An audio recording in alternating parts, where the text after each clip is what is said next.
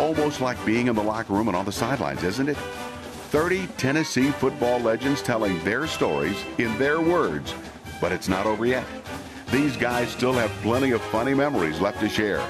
Why was Coach Capico called bad news? Another talented quarterback came over the hill from North Carolina, Heath Shuler. There was a long list of good quarterbacks before you came to Tennessee, Heath. Was that one of the reasons you came to Tennessee? My dad always talked about Condredge, and probably a lot of people, even the coaches, don't remember in the spring when I showed up in the summer. We would started working out, and there was a lot of things that, as a truly still a senior in high school, I left after graduation, came straight over to campus, and I'm working out in the summertime, and here's this guy Condredge Holloway, and my dad always talked about Condredge, how the greatest quarterback, and says, hey, if you ever get an opportunity to meet him. Well, I didn't realize that after about 3 days, I was actually working out with him. And he taught me so much, and it was kind of more of the off-the-field stuff because there was some of the I didn't understand. The players would say on a Friday, they'd say they're going to their crib. Well, I had no idea. I had no idea what they were talking about. like airplane. I had no idea. And I had to interpret. So Condredge had to interpret everything for me because I was this mountain guy. And I said, Condredge, I said, what in the world are they talking? Their crib, what is that? He says, they're going home. They're going home. So Condredge helped me a ton during that summer of understanding what it was like to go from a graduating class of 88 to a huge university with a lot going on. And I think some of those things helped me feel more comfortable with what he was able to give me. I guess they talked about their defining moments. Yours was maybe the Georgia game? It was a fun game. I always tell Coach, I said, the Georgia game is because I didn't know it was fourth down. But no, we really did. I mean, it was a tough game, and players blocked extremely well. And I remember the guys in the huddle, just hold them out. That's all you have to do. And Ronald Davis made a great play coming across the middle. But probably the greatest thing about the play is Craig Faulkner did his job by clearing the safety, and it allowed Ronald Davis to get in the middle and catch a pass. You got another example of a great player being modest because, that Georgia team was probably 3 touchdowns better than us, really. I mean, they were a very, very talented team, and Heath and that team wasn't going to be denied. They just kept coming back. The defense got 6 takeaways that game, and it obviously stopped Georgia's drives, but it kept momentum for us. And I think Corey Fleming took one away from him and that sort of thing. But on that last drive, we kind of got things going. We got a chance to win the game, and it's 4th and 16, I think. 4th and 16. Heath comes to the sideline, and we talking to David Cutcliffe in the press box, and we're talking about the play that we want to run. We're going to run a crossing route and clear with Craig Faulkner and Meyer, which we've run 100,000 times, And one of those magical moments that we're all talking about, Heath reaches around and pats me on the butt. On national television, I'm standing there. I said, David, did you just see him pat me on the butt, He says, Coach, don't worry, we've got this. And he patted me on the butt and went back out there, completed the crossing route, and ended up running an option for a touchdown that won the ball game. So it was a great start to that season for us. Heath, you had a great career at Tennessee. You left early. Regret that now as you look back? Yeah, I think there's a lot of things in life that you look back, and if you had that that magical crystal ball, that you'd probably know the answer to it a little more definingly. But my dream since I was in the 5th grade, when I'd made a commitment to myself to even give up caffeine and carbonated beverages, my dream was to play in the NFL, and so to be able to capture that was so hard to pass up. But surrounding yourself by good people was the hardest part. I had a young brother who played it, was a freshman, so getting another chance to come back and play with him was probably something that I probably regret not being able to throw him a touchdown pass. That was probably the biggest regret. All those dead presidents they threw at him, too, helped him make his mind up. Well, I would tell you, it's not surprising that Heath has done so well in the business world. When we were over there recruiting him, he had his own car wash business he'd built himself, and he was a man among boys in that Class A, Class double. It was a Class A, Class B. What'd you all win, about 45 in a row before you ever lost one? Mm-hmm. 40. We were, won 42 in a row. He was the real thing. What was your favorite Tennessee moment other than the Georgia game? Probably the one that I can look back and kind of laugh at more. We're playing at home. We're playing Florida in the rain, and it is just a complete downpour. And ABC had sent this beautiful young lady to be the sideline anchor. Her name was Julie Moran. And we're in a real crucial part of the football game. And I'm starting to talk to all my offensive linemen because that's usually the guys I wanted to communicate with best. And I start paying attention. They are looking past me. They are not paying any attention to what I do. And, there's Jeff Smith, there's Bubba Miller, Jason Lehman, Kevin Mason. These guys are looking past me. And I just happened to turn around and look, and there's Julie Moran doing an interview right next to the sidelines. The guys have no idea what the play is. They don't know anything about it. So that was a big moment to realize, throw everything else out the window. Here is the guys were paying no attention to what was going on. So that was kind of a funny moment to try to get your offensive huddle back into focus. Everybody else had their back to the lady, but that was a funny moment in a very crucial part of a football game. It was actually late in the football game, so we needed to hold on to the football, and we were actually backed up at the time. Till you had I guess in your career, there was a moment where you thought you were going to take the reins of the program, and then Peyton Manning announces he's coming back for his senior season. You handled that with so much grace, and I think everybody on the team really gained a lot more respect for you when that happened. Talk us through that and what was going through your mind at that time. I got to thank my mom for she always talked to me about finishing what you start. And when I came to Tennessee, I knew what situation I was coming into. I didn't talk to Peyton before I signed my scholarship to come about if he was going to come out early or not. I knew he was a great player. And in high school, all I did was shotgun. We threw the ball maybe 45 times a game. And the only run we had was quarterback draw, let me run down the field. But I wanted to know more about the drop back game and play action and to become a total quarterback. And so I felt like the time with Peyton and with Coach Foreman and Coach Cutcliffe would help me out. And when he decided to come back, it was selfish thinking, because I felt like I had a great spring. And I think I got the most improved award or whatever for that spring. And I felt like I was getting better because I was getting more reps. In preparation, apparently they thought Peyton was going to come out early. But when he decided to come back, I knew it was better for the team. But, being a competitor, I was sitting in my dorm room when he decided to come back out. Everybody was like, yeah! And I was like, dang!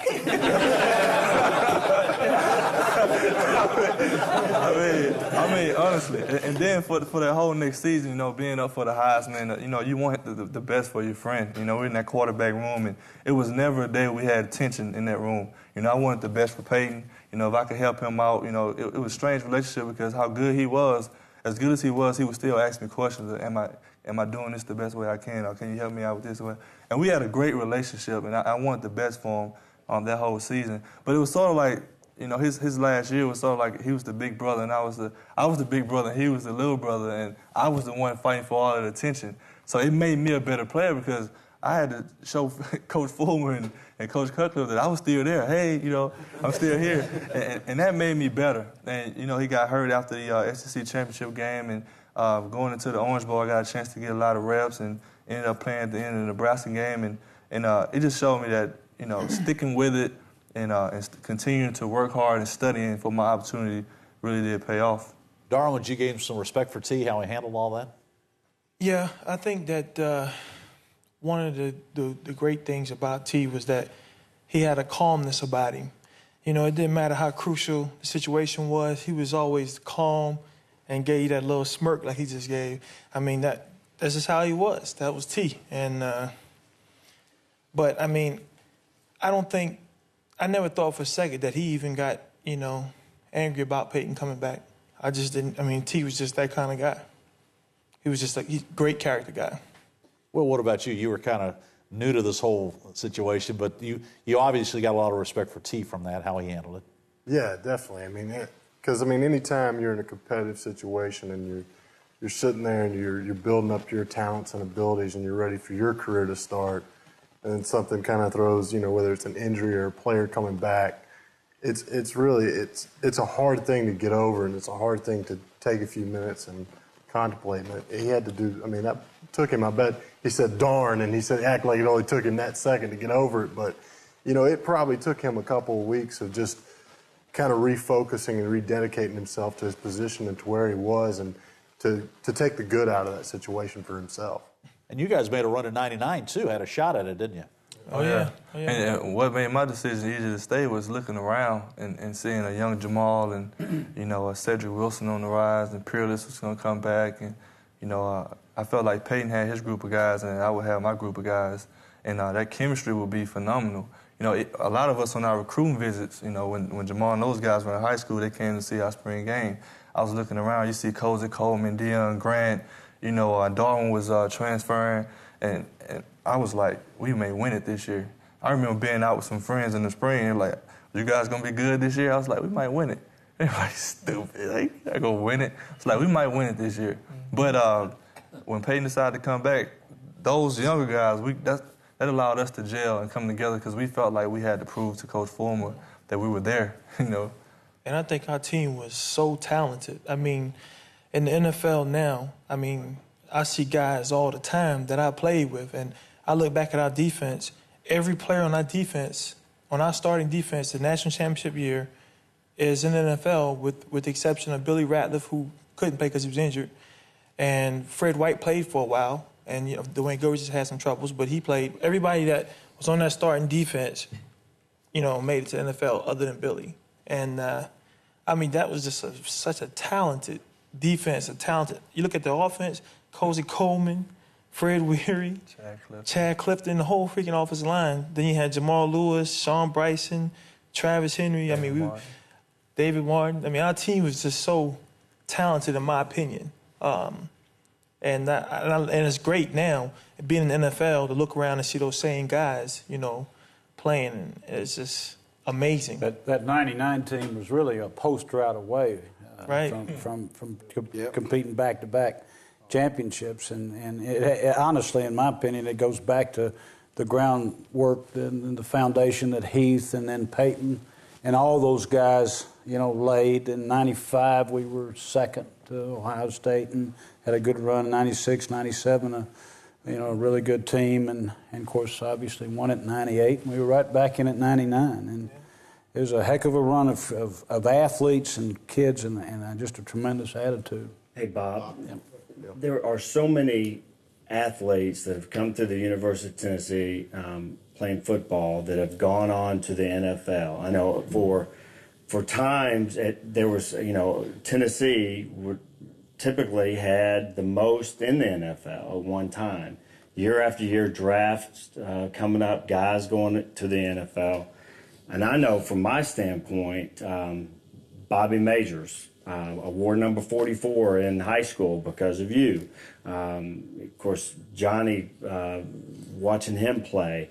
The young guys today that are coming up start to realize that guys like me, when I was a teenager and just a kid in our backyard running the football, man, I was Bobby Majors, or I was Johnny, or I was T, you know. I mean, it's those things, the history of this university and football program has been so vital to other people's lives, like mine. My dream was to play for the University of Tennessee, and my mom and dad went to the University of Tennessee. I sold programs at the at the games, and that's where I wanted to play football. And in the backyard, I was playing to be able to play for the University of Tennessee, to be able to have started 4 years at the university and have goals and set, you know, dreams to go further than just the University of Tennessee.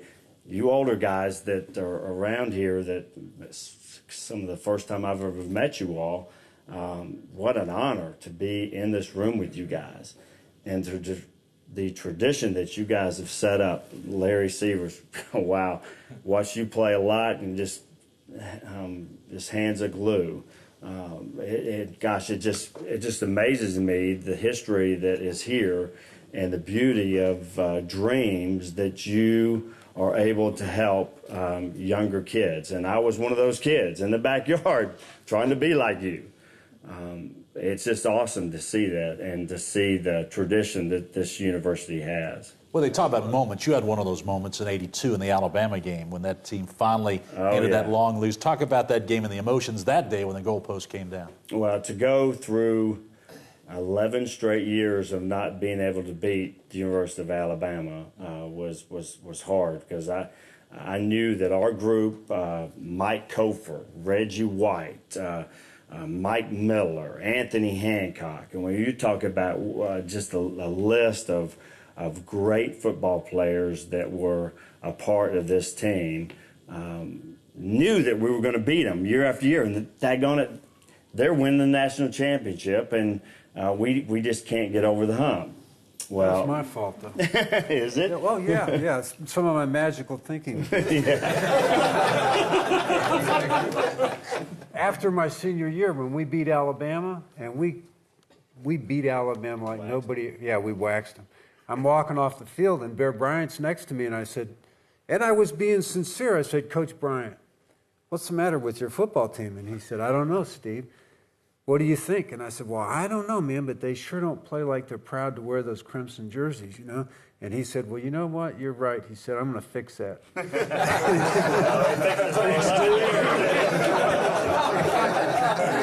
He fixed it, yeah. He was also the Archie Who guy, too.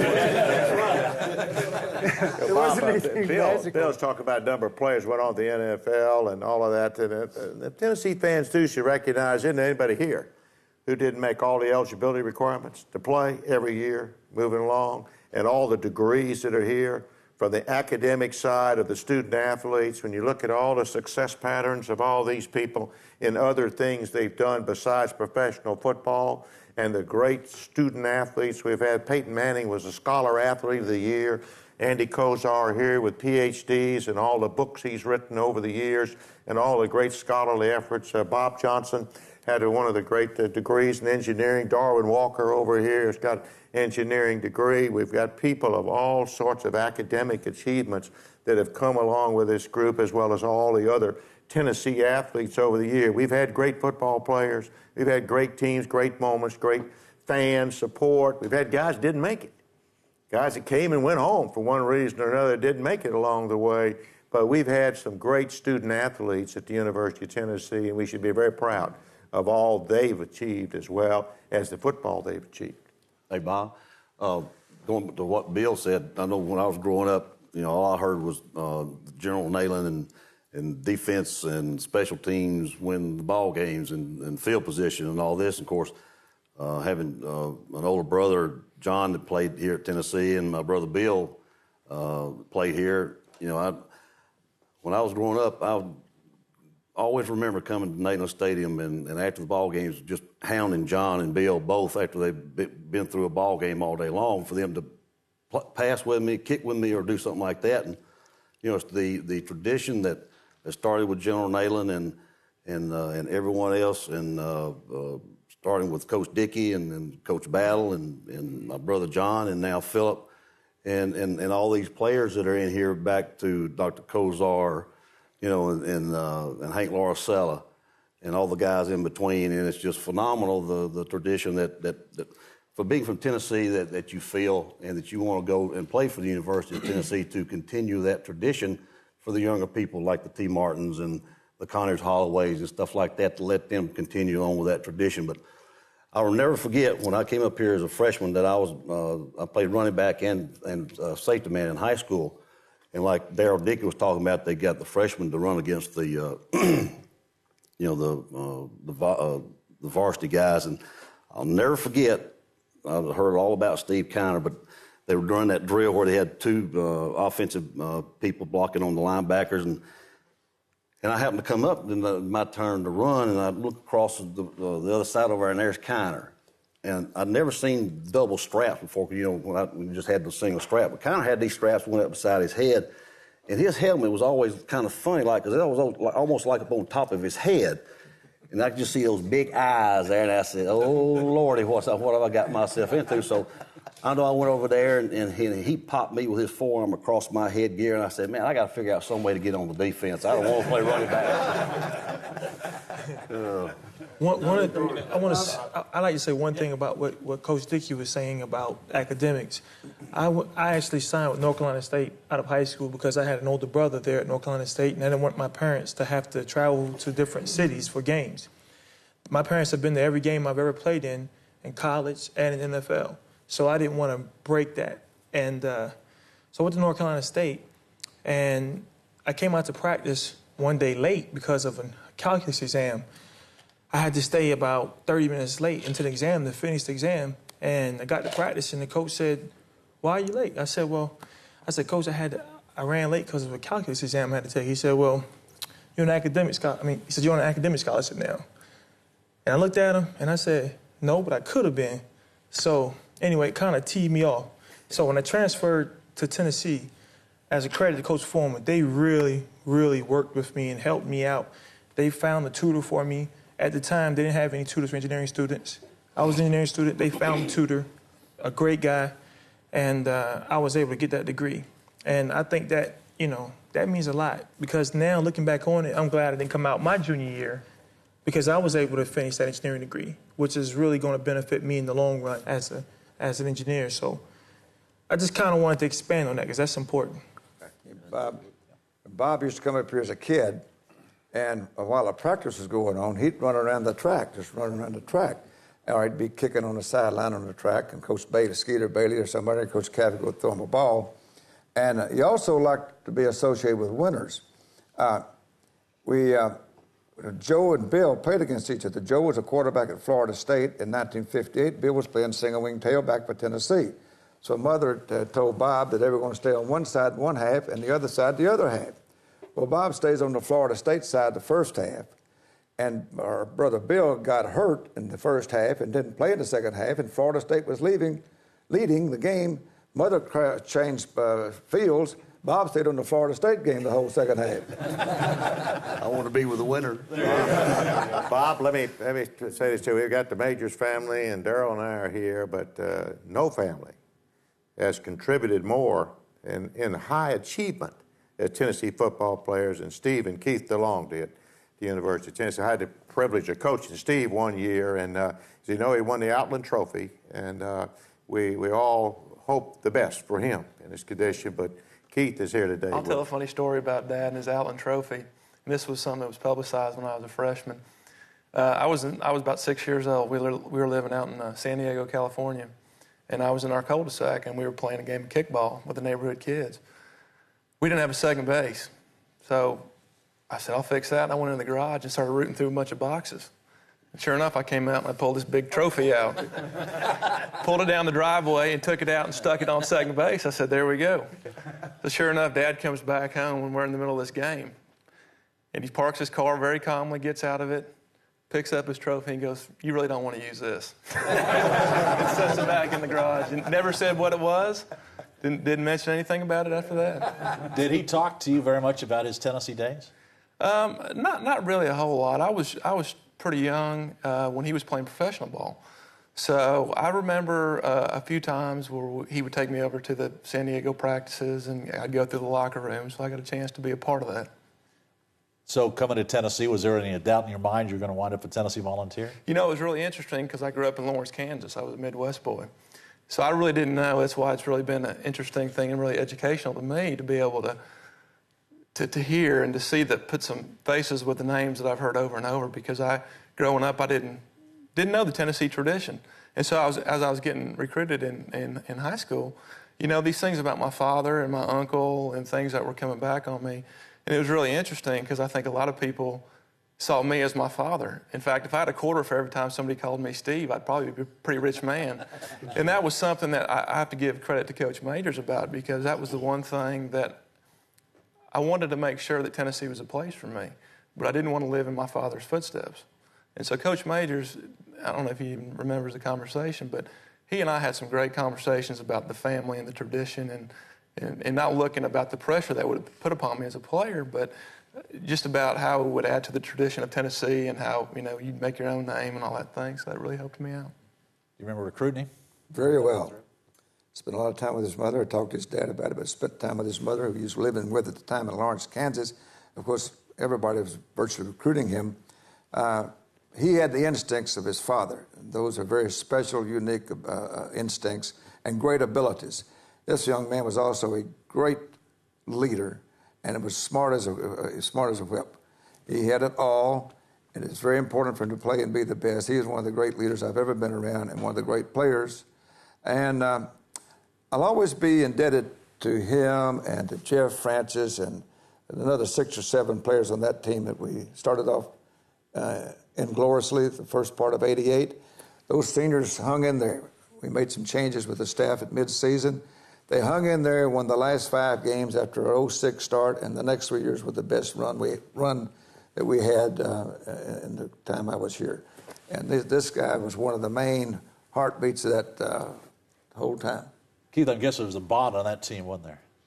Oh, absolutely. Absolutely. It was, I'll never forget that year because, you know, when you're going out as a senior, you want to go out as a winner. And we lost those first 5 games, and it was just first 6 games. And, you know, I thought we were going to eat Alabama. Yeah, it was, you know, we had the unknown fan where people were putting their, you know, sacks over their heads and stuff like that. But it was, I think it was a defining moment for me as a person and as a football player because we never gave up. We had a lot of young players that were playing that year. We never gave up. We continued on, and I think it kind of set the foundation for later on. Think it made you a better person? Oh, absolutely. Yeah, to fight through adversity, no matter what it is. But I'll tell you couple of funny stories real quick. Talk about defining moments as players. I've been in the inside of Neyland Stadium, but I've never been on the inside during game time. And I'll never forget, as I was walking out, I dressed up my freshman year against UCLA, and I walked out. And we're going over as the linebackers were doing our drills, and I look up, and I looked around that stadium and saw it full for the first time. And I thought, this is what SEC football is all about. And the second time, I remember it was the Alabama game in '85, and I was playing special teams and doing a little bit of rotation at linebacker.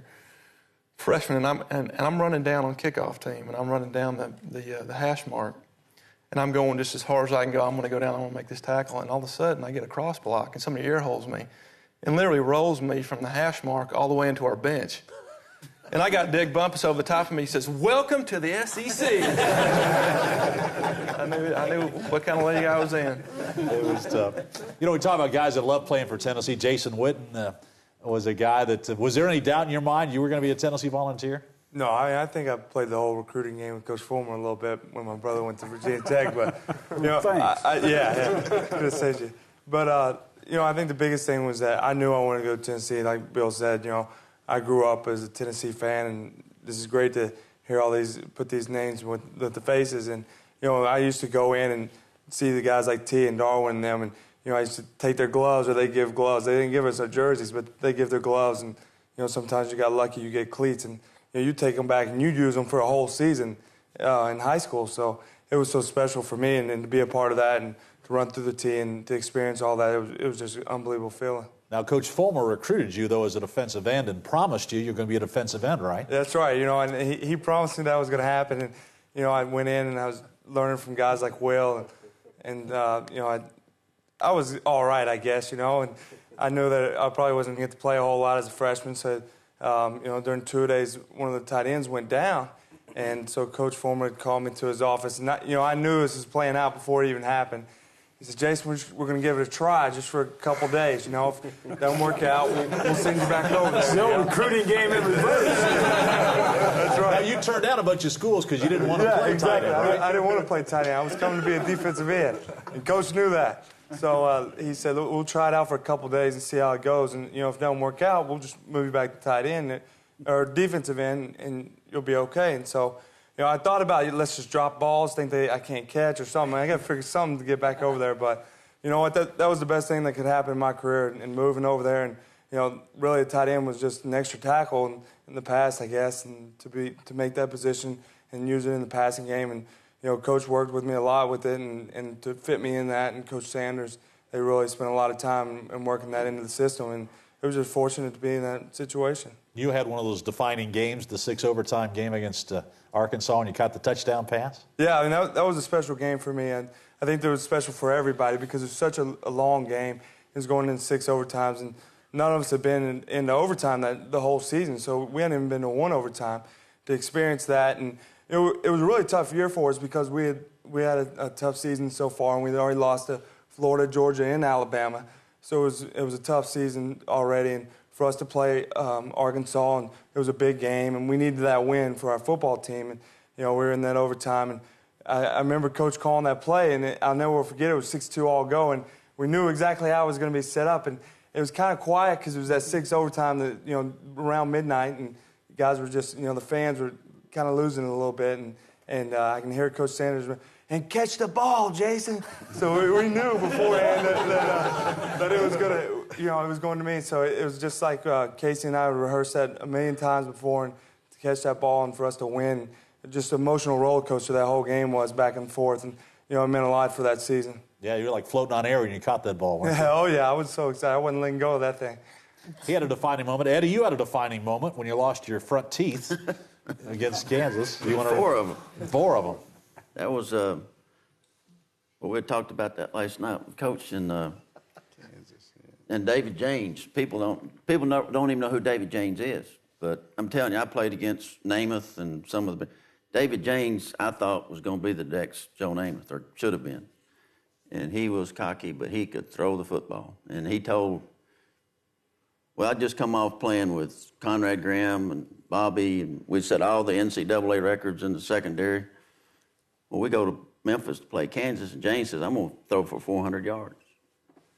We were thinking, but we got a freshman over here and a freshman over here and a sophomore here and me. And we were down 21-7. Luckily, they try a halfback pass, and we picked that off. Well, then they go back, and they have it on about the 20-yard line with, 2 minutes before the half. And Jim Watts is generally the guy that rushed for field goals because he was a track guy and get around the corner. Well, he got hurt on 3rd down. The other funny part about this story, played football for 22 years. Played without a mouthpiece for 2 plays. Practice, anytime, 2 plays. And it was perfect. If a coach could have drawn up how to block it, the up back steps down, straight, lay out, see the laces turn up, bam. The ball's going out of bounds and people going crazy. And I'm thinking, damn, I must have dirt in my mouth. And then I started spitting out blood and teeth. So, and the worst part, I go to the sidelines, TK and I believe it was Mullins. When he's the assistant trainer, Leroy got sick. When he saw the blood, he had to turn away. TK says, put your mouthpiece back in and don't take it out. So, anyway, it was a defining moment. That was, put my mouthpiece in, then they couldn't find a dentist.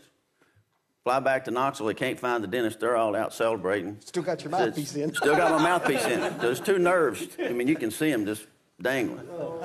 And so at 7 o'clock the next morning, they finally find a dentist, and I get to go to the dentist and get a root canal and 2 pulled. And Coach, he was back in practice Monday, wasn't he? Yeah, but his recount of that's another story of very modest telling of the story.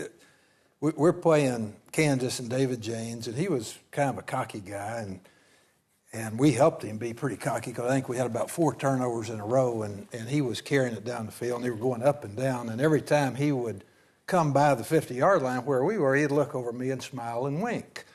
And as he went by and took his team on down, and we're 21-7 down at the half, and Eddie had blocked a kick and intercepted a pass, or we might have been 40-7. So we still had a chance, but of one guy turned the game around. I'd never been in a game like that, and Eddie was the guy that kept us in the game in the first half, and then again, return punts to set up or score touchdowns, intercepted passes to set up or score touchdowns to tie and go ahead. And then as they were coming back, they were threatening at the end, and James scrambled and took off and was about to go into the end zone, and Eddie was one of about 6 that tackled him. But he had about 10 plays in that game that kept us in the game and helped us win the game. Bob, one of those games like that, and I don't want it to go unnoticed here today, is we were just talking about our good friend Conrad Graham. Just recently, he found some tapes and sent me back a tape of the 71 Penn State game. And I have my daughters, and I was just kind of showing them along. I was embarrassed. It was in black and white. You know, I mean, that tells you how long ago it was. And it was great. But I didn't realize. I mean, I did, but I'd forgotten how big of a game that Bobby Majors had in that football game. I mean, it was just so incredible. Same thing you're talking about that Eddie had. And I think it was 257 yards. Is that right, Bobby? Something like that in kick return yards on kickoff and punt returns. And going back to the first thing we talked about today was the kicking game and General Neyland and those principles of defense in the kicking game. And you got two of the legendary guys here sitting here today. Yeah, in fact, beat Penn State. Paterno didn't want to play next year, did he? Had to put lights into play. Yeah, come that's down right. and play. Yeah, they were ranked second in the country, and they thought they were going to come down there and blow us out of the stadium, and we just had a phenomenal day that day, and it was just amazing, Bob. I'd never seen any holes open up. I mean, I've returned punts and kickoffs, you know, my entire career at Tennessee and a couple of years in the pros, and I've never seen any holes open up like they did on the kickoffs and as well as the punt return. And I mean, I was not very fast, and heck, I could just virtually walk on those returns. Ray Nettles, I don't know when he started doing this, but and I don't know how he got down to the end zone as fast as he did, but he was the first one that would greet you in the end zone because I ran a couple punts back for touchdown earlier. And the first time I remember was in the Sugar Bowl my junior year, and I just got into the end zone, and I was just getting ready to turn around, and there comes Nettles, and he just pops me right and tackles me, and there's a puddle of water, the only puddle of water in the whole stadium, and we ended up in the water, and then the whole team starts piling on. And I don't know when, like I said, when Ray started doing that, but that was the first time I remember seeing Ray Nettles very up front and close. And then any time I ever scored after that, he was always the first one there. I didn't know if Ray, I mean, I knew I was not fast, but I didn't know Ray was that I mean, he was that fast, or if he just didn't block anybody, he was just following and play, you know. But I mean, it was a great greeting to see Nettles there, and it was just neat. Well, at first it was just I happened to be there. I try to be around the ball as much as I can. At first, it usually just happens out that way that I'm right there around the ball, and I just know what the feeling would be if I were to ever make a touchdown, for the team, and it'd be so exciting for me that's the feeling I get for the other team member, and that's just the only way I can express myself. I couldn't have done it without the great athletes that I played with and the great blocking that I got, and just one of those days, like Steve kind of said, was magical days. Yeah, that was one days that all the good things happened to the good guys and bad things happened to the bad guys, because they had Lydell Mitchell and Franco Harris and an offensive line that blocked out the sun when they came out on the field, and we had Jim Maxwell was our quarterback, and we were struggling on offense a little bit, and that was a day. And there are great families that have been mentioned here, Doug and Darrell and the Johnson family and the DeLongs. But that day they honored the Majors family before the game, and that was inspirational to us as the team and certainly to the fans, and obviously to Bobby with the success that he had there. But it was, again, one of those days where we ended up winning 31-11 or something like that, and they scored 8 points in the last couple minutes. But to set the tone, and what you started talking about was Conrad, and they're driving down the field, and I don't know if we can slow them down or not. But they ran the counter option, came out, Huffnagel came out on the counter option, Rotella scraped off and hit Huffnagel as he pitched, and Conrad was screaming up from the corner to support, and the ball popped up in the air, and he caught it and ran sideways through the team and up the far end and ran 60-something yards for a touchdown. Nettles was there. He got there. Nettles hit him, knocked him under the fence. They were hung up under the fence. And my great picture that I think about that game is there's about 4 players piled on. They're hung up under the fence, and there's a guy on the other side, a little kid with a shaker, an orange and white Tennessee shaker.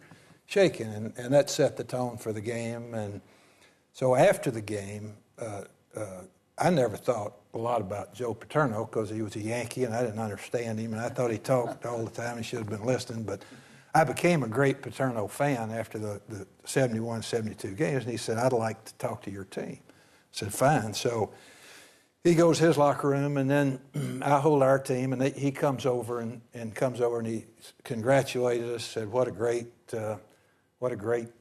game, Tennessee, great fans, and we'd like the fans at Penn State to get to be like Tennessee fans, and you guys are so great. And he said, I told my friends back at home, the reason I'm in your dressing room, I told my friends at home that I wasn't leaving Knoxville without being in the winning dressing room, but I didn't think I'd have to do this to be able to do that. But I gained great respect for him after that. We've talked about legendary games, legendary people, and one legendary person that we all know, I think, is George Cafago. And I'd like to open the floor for any, of course, he was a great player at Tennessee, a Hall of Famer. Any stories about Coach Cafago that pop into your mind real quick? Heads, you pissants.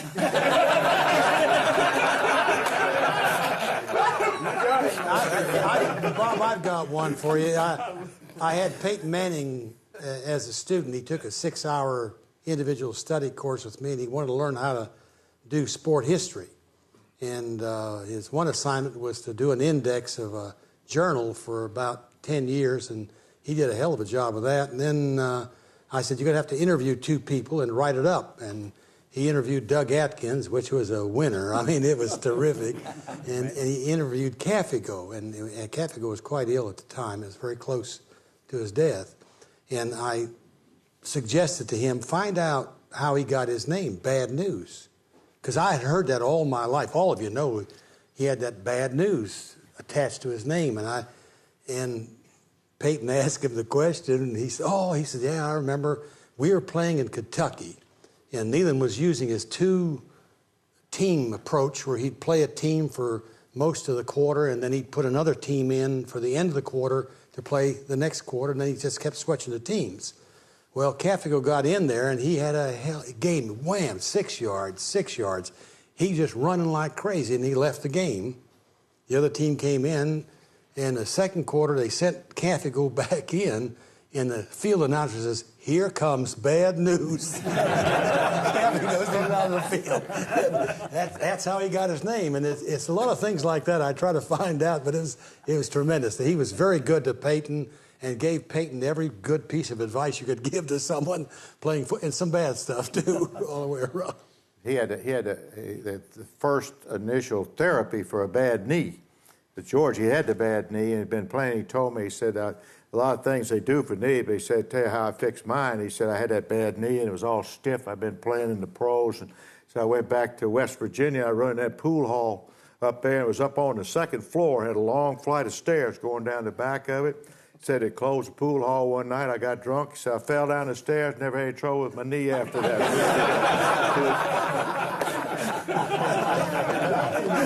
Kiner's got a great one, Bob. Go ahead, Kiner. Johnny, I believe. Johnny, you played for him. Yeah, when Bowden White brought the staff in 1954 in the spring, it brought a great staff in, and they turned the program around. And, of course, Coach White, John Skeeter Bailey was the tackle coach, and Dick Hitt was a great coach, a guard coach. Cafago was the tailback coach, and Leroy Pearson played for him at Wyoming. I've heard John Bailey, who's one of the great people I've ever known in my life and a great Tennessean, Tennessee volunteer, told me that he always felt like that Cafago probably was the most outstanding individual position coach that he ever knew. Give him a tailback to coach, give him a safety man to coach, or give him a kicker to coach. He said he's the best he ever saw. And Coach Cafago was our tailback coach and our punting coach and our safety man coach. And we didn't block like we didn't have to block. And so we can't ever come close to doing what the linemen and linebackers did, for crying out loud. But Coach Cafago ran our tongues out. He was one of the toughest people to play for, but he knew the techniques. You could run the plays in your sleep after he taught you. He was perfectionist, and he was so demanding, and he was tough and hard-nosed. And I loved him. I respected him. When I first started coaching at Tennessee, I was a gopher. I was a student coach in 57, and then I was an assistant freshman coach in 58, 59. So I was in staff meetings with that great group of people, and a bunch of characters if there ever were one, but great football people. Cafigo, I'd go with Chance in a recruiting trip. I'd go with Bailey, and I went with Cafigo once to West Virginia. And I was thirsty. I said, and I'm riding with him. We're going to Oak Hill, where he's from, and Scarborough. And I come from Pittsburgh to Knoxville. Every time I drive, you pass right by Cafigo Drive on a 4-lane highway right to the edge of Scarborough and Oak Hill. Little Oak Hill's his town. He's buried up there. Well, we're driving up there. It's late, and it's about, I don't know, it's 8 or 9 o'clock. And we're out in the middle of nowhere in a single row, two-lane highways. Coach, I'm thirsty. No, Johnny, you just got to tough it up. Just got to tough it up. Coach, it's just a drink of water. It's a simple one. We stopped on the side of the road. He said, there's some icicles over there. And get you an icicle. I got an icicle. And we checked in this place. You won't believe, an old boarding house. It had one toilet and one sink in the whole area. And we've been up to Oak Hill and had a couple of beers with his former buddy.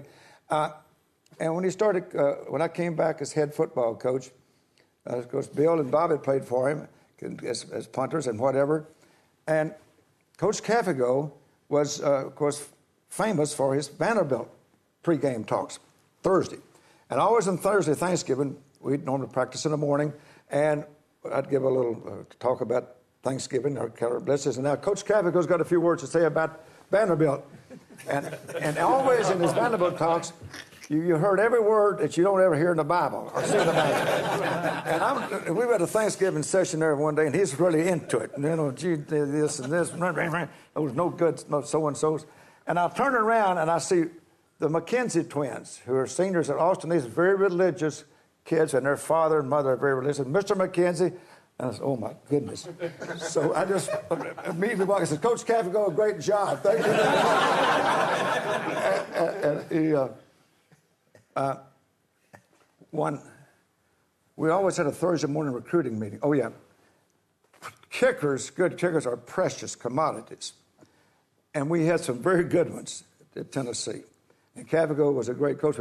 I'm up sitting in the stadium watching the practices, offense and defense, and Cafigo's kickers hadn't done a very good job. And the holder dropped 2 or 3, and the snapper snapped 2 or 3 over the kicker's head. I'm looking down the end zone. I've been watching this other stuff. And they've got head-on tackling down there with the punters, placement kickers. I wasn't dare go holler at Coach Cafigo. I always called him Coach Cafigo. I never called him George, out of respect. And I ran down the steps and jogged up the sideline, the track, the sideline, and eased over. And I says, Coach, I think I let up a little bit. I said, listen, I think we've had enough. They're doing a real good job tackling. I let them go. I didn't want to lose a punter. Gus, you got one? Oh, yes. Cafigo, when we were moving out of Section X down in the stadium, the military was in there, and they were moving over to Stokely. And Dick Hitt and Jim McDonald spent the whole day down there taking a couple of fans out of the windows down there. They were going to trash that place anyway. So they spent the whole day down there and got the fans up on the sidewalk. And Dick Hitt went to get his truck to put them in. Cafigo came by in a car and put them both in his car and took off. And I also was a co-owner with Cafigo on a float boat we had. The worst thing about Cafigo and the float boat, he could never remember who bought the last tanks of gas to go. But he was a lot of fun to have. You what? Steve, you got one? Yeah, I have one. Gus and Haywood approved it. Coach Dickey hasn't, so it's, might be X-rated, but it's a PW and Cafigo story. And PW used to run me, or any linebacker. He didn't care if you got physically whipped, but if you broke a assignment, a mental mistake, you had to do gassers after practice. So, and I had 2 mental mistakes, so I owed him 20 gassers. So, and he ran me after practice, and he said, and I was feeling pretty good because I was a senior and I was used to him. And so he said, what do you think of that, you so-and-so and so? And I said, well, because he, and I said, well, I feel pretty good about it. You want to run me some more? And so he said, give me 10 more, smart so-and-so, So I read 10 more, and then he was pissed because I did that. So we're coming off the field, and he's giving me a big lecture about, what a smart ass I was. And he got off the field, and he was walking with Cafigo, and George and him were walking next to each other, and I ran up next to Coach Caffigo, and he was here, and PW was there, and I said, George, Coach Caffigo, I said, I want to thank you. I said, I got to tell you what, if it wasn't for you, PW would be the ugliest son of a bitch in the world.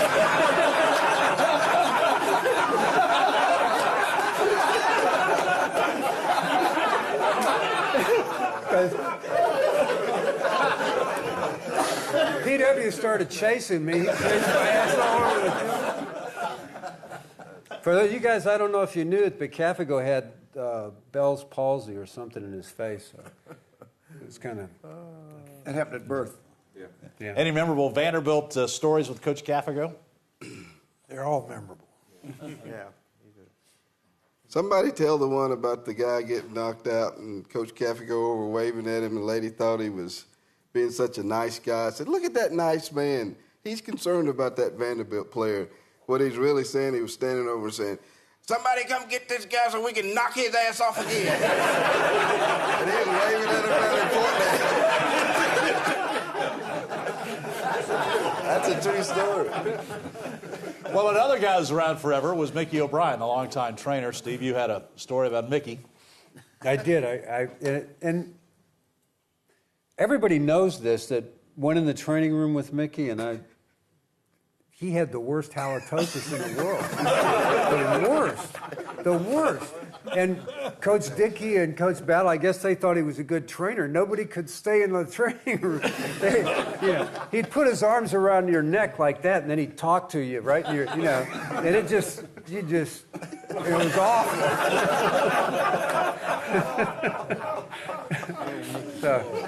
So I avoided the training room at all costs. That's probably the reason. Make sure you didn't stay in the training room. He was a great guy. If Mickey O'Brien liked you, he was the only guy that could tell Coach Dickey to buzz off. If you needed a day off and Mickey liked you, Mickey had one little room in there. He had Mickey's number. He had Mickey's. Mickey'd give him a thermometer, and he'd take that thermometer, rub it all over his shoulder like this, put it under his armpit, and then Mickey'd come over and he'd pull it out. Mickey'd look at that thing and say, boy, you better take the day off. You got a fever. There's an army blanket that you could take, and he knew what you was doing, but if you needed an afternoon off 2 days or something, you go talk to Mickey. So, Mickey, I don't feel good. And he'd give you that army blanket and the thermometer, and he'd say, in other words, put this in your mouth. And he'd leave the room, and you could take that army blanket, and in about 5 seconds, you could work up pretty good heat on it. So you buzz that off and put it back in your mouth. When he came back in, he'd take it and read, and he'd say, 132. Why don't you take the rest of the afternoon off? And it was, sometimes some of us need an afternoon off, but it was always good. Coach Dickey come in and say, Mickey, we need him. We're doing something. We got to have him out there. And Coach Mr. O'Brien, he'd say, not today, Coach. Maybe tomorrow. It was always either heat or a hot pack. If you wanted a hot pack, you'd go in there and say, Mickey, I got a short shoulder. I need some ice on it. He'd go, boy, let me do the training around here. Put a heat pack on that. If it was the summertime and you wanted an ice pack on your shoulder or something, you'd go in there and say, Mickey, I hurt my shoulder. I need a hot pack. He'd go, boy, let me do the training around here. Put an ice pack on that.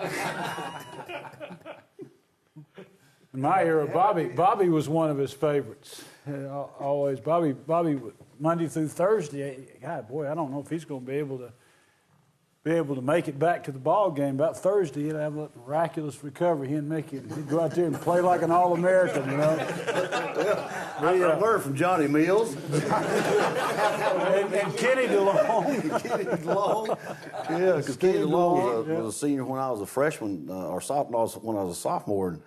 And boy, he really had Mickey's number. And boy, Kenny would really work Mickey and say, man, Mickey, my hamstring is hurting today. And so he'd work Mickey, he'd get out of practice. So I just kind of learned from the older generation how to work the trainer to get out as much as I could. But he was a great guy. I mean, he loved Tennessee, didn't he? Mickey had the complete confidence of General Neyland. General Neyland, probably Mickey was one of the very few people that could tell the general yes or no whether a player could play or not play. And when he said no, that was it. Didn't care who it was. He had complete confidence in Mickey.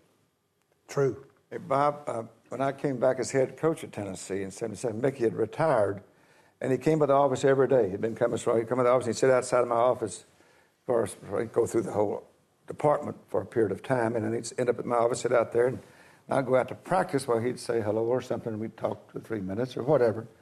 And he'd said, give me a little advice. I said, now, Mickey, I said, you can't talk to me like that. I said, and he used to call me Spider when I was playing, or Skinny. And I'd say, Mickey, you can't talk to me like that. I'm the head coach at Tennessee now. You can't talk to me, put him on. Oh, I said, Spider, go and take care of your own business. I can talk to you any way I want to. Guys, let's reflect on games. Funny things that maybe happened in a game during a timeout, or maybe something that happened in the heat of the battle that maybe stands out in a crucial game. Anything that? How about Coach Battle telling the Ray Nettles hoghead story? We're playing in the Liberty Bowl, and this was against Arkansas. And Buddy Bennett coached for us in '70, and then he went to Arkansas in '71. And so there was a little animosity there, and Coach Broyles is a political sort of a guy, and so he had maneuvered to have. Now this is Arkansas playing Tennessee and Memphis in the Liberty Bowl, and so Arkansas, the home team, got the home team dressing room, got the home team colors, and what you really wanted was the umpire, and he got the choice of the umpire, and the other 2 guys that went with that. And so anyway, we're on the bus out in front of the hotel ready to go to the game, and Nettles I'm on the first bus, and Ray and the Wild Indians are on the second bus, and I didn't see all this, but there was 2 guys standing outside the bus calling the Hogs, and one of them had one of them plastic hog hats on, and so Nettles gets off the bus, goes over there and snatches that hat off his head and gets back on the bus, and so his buddy says, "Well, let him get away with that. Go get that hat." He said, "I ain't getting on that bus." So we get off the bus, and I'm out there, and we're all serious, and everybody's going in. They got their orange blazers and their brown pants and their ties and their white shirts, and here comes Nettles with it, wearing that hog hat going in. So we go in, and we get dressed, and we go out and warm up and come back, and so it's about 10 minutes before we go to play the game. And as a coach, you'd like to have your team ready when you open the doors, and so I needed to kill a little time, so I was giving the seniors a chance to say what they wanted. And so a couple of guys talked and said what their career had meant to them and all that kind of stuff. Well, it got to Nettles, and he talked about how much he loved Tennessee and how much he wanted to be there and how much he had enjoyed it. And so he reached down there and picked up that hog hat, and he said, "Now I'll guarantee you one thing. We ain't letting nothing as ugly as this beat us." And he got down on the floor, and everyone went, "Yay!" And they ran to the door to go out, and I said, "We got 7 more minutes."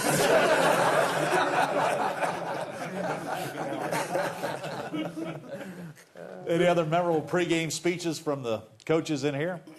Who coached Hacksaw Reynolds and how he got his name? Hacksaw. Coach Dickey?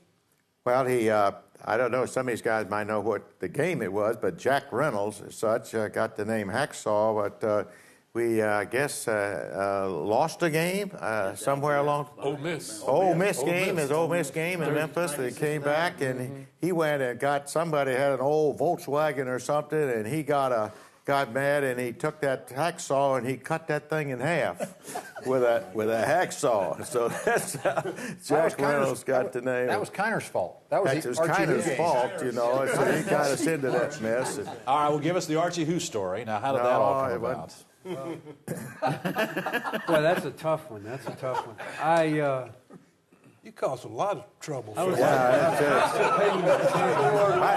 all fairness to him, they had the sports writers that went around. They called it the Sky Riders. Or whatever. Is that what? Sky Riders. Sky Riders tour, and it came around. It came to our place in Tennessee before the season started, and they were asking everybody questions. And I don't know how I made the mistake of sending Steve up there along with Bob and some other people, but they were our representatives, and they got around to asking about the various teams and how about all the horses at the Ole Miss? And Steve said something about they were mules and not horses down there. What I said was they asked me who was going to win the SEC, and I said, well, it's going to be close. Tennessee, Alabama, Georgia, any of the 3 could win. And the guy said, what about Ole Miss? And I said, well, what about Ole Miss? And we beat Ole Miss 38-0 the year before. when Archie was a freshman or sophomore. And he said, I said, what about Ole Miss? And he said, well, we've been down there. They got a lot of horses down there. And I was, 19? I said to the guy, well, a lot of people don't know the difference between a horse and a mule. By the time we got ready to play the game, we're having a great season. We get ready to play the game. He got a broken arm. And he'd missed like 3 games before that, and ain't no business playing in that game in any way, shape, or form. Plus, we had about 4 other guys out after the game. But anyway, Ole Miss, Johnny Vaught was really smart. He took a mule and walked the mule around the campus for a whole week. They had somebody lead that mule around that campus, and you can realize by the time we got ready to play the game, I don't know whether they brought the mule to the game or not with them, but it was a fired-up team that got into. Of course, we lost the game rather handedly and didn't play well on top of that. And I knew when we kicked it a field goal to hit the crossbar and came back, it was not going to be our day for us to have a good day with them. But that was the mule story. I'll tell you another interesting story we had happen to us on a championship team. We were getting ready to open the 1967 season and had the place kicker back from the year before named Wright. And he had become known as White Wright because he missed one to the right against Alabama the year before from the 2-yard line to win the game. And so anyway, he was back, and he was a conventional kicker for us. And on Thursday, we were going to go early to UCLA. And so we were out there in shorts, getting ready to doing a kicking game. And we had a bad snap come back to the holder and so Wright picks it up, and he had a bad knee, and he starts out around left end jogging. He gives one of these photo deals like that to the halfback out, and his left knee goes out on Thursday. So we got a walk-on guy by the name of Carl Kremser, who had come out and had never kicked the ball yet. So he is now all of a sudden the first soccer kicker in the history of Tennessee football, and is the kicker now by default. He's the kicker. Well, we go through that season, and Carl Kremser kicks about a 51-yard field goal against LSU to win the championship, really, for us on about the 7th game of the year, and irony would have its place for us that happened. But he helped us beat Alabama that year, too. Yeah. We won 10-7. He kicked it. Yeah, kicked 2 field goals, I guess, during that year to win the deal. Such great stories, told by the men that lived them. I mean, these guys could tell stories for 4 days, not just 4 hours. But don't worry, we still have 1 more hour to go. Next up, the stories get more hilarious and more meaningful.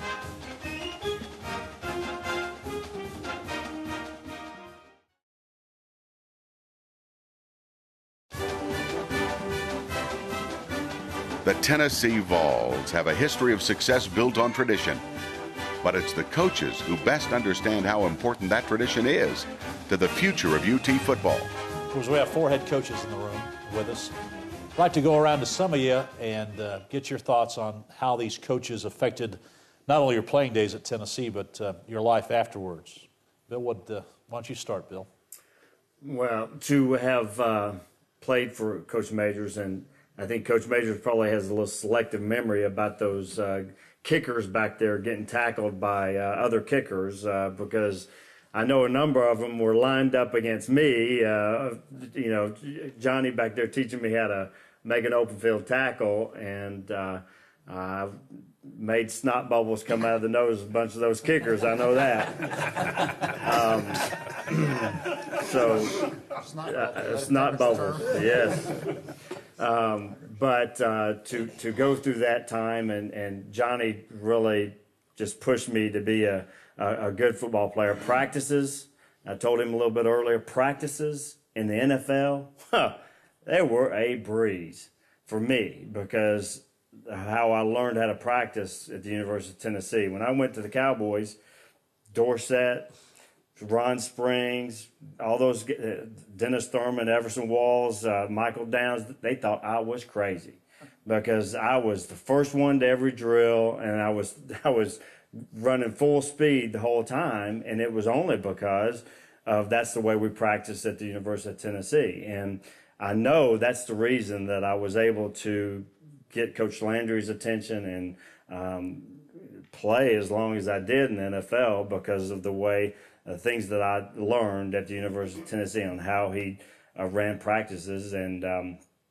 definitely how he taught me how to tackle. Now, I was waiting on an open field tackle on number 34, Herschel Walker, and I just knew that this guy was going to try to run around me, make an open field tackle. He was going to try to juke me. I never thought for a second he was going to run over me. But he did and scored his first collegiate touchdown over me. But things like that were things that spurred me on to be prove that I was a hard hitter and could play in the SEC. And I just appreciate that time that Coach Majors, probably he pushed a lot of guys to be good, to be better than what they thought they could be. Then you get Herschel back in Dallas. Oh, I got it. Well, yeah. Herschel's got a national championship ring, but he doesn't have one of those. He doesn't have two. He doesn't have three. So yeah, we've definitely fought our battles, and he's a great guy. Great guy, and of course, played with him too. Anybody else? Jason, what about playing for Coach Foreman? Coach Foreman was he was so special in my career, just from moving from defense to offense. And I think the biggest transition I had, and it was my sophomore year, and we were playing LSU in the championship game.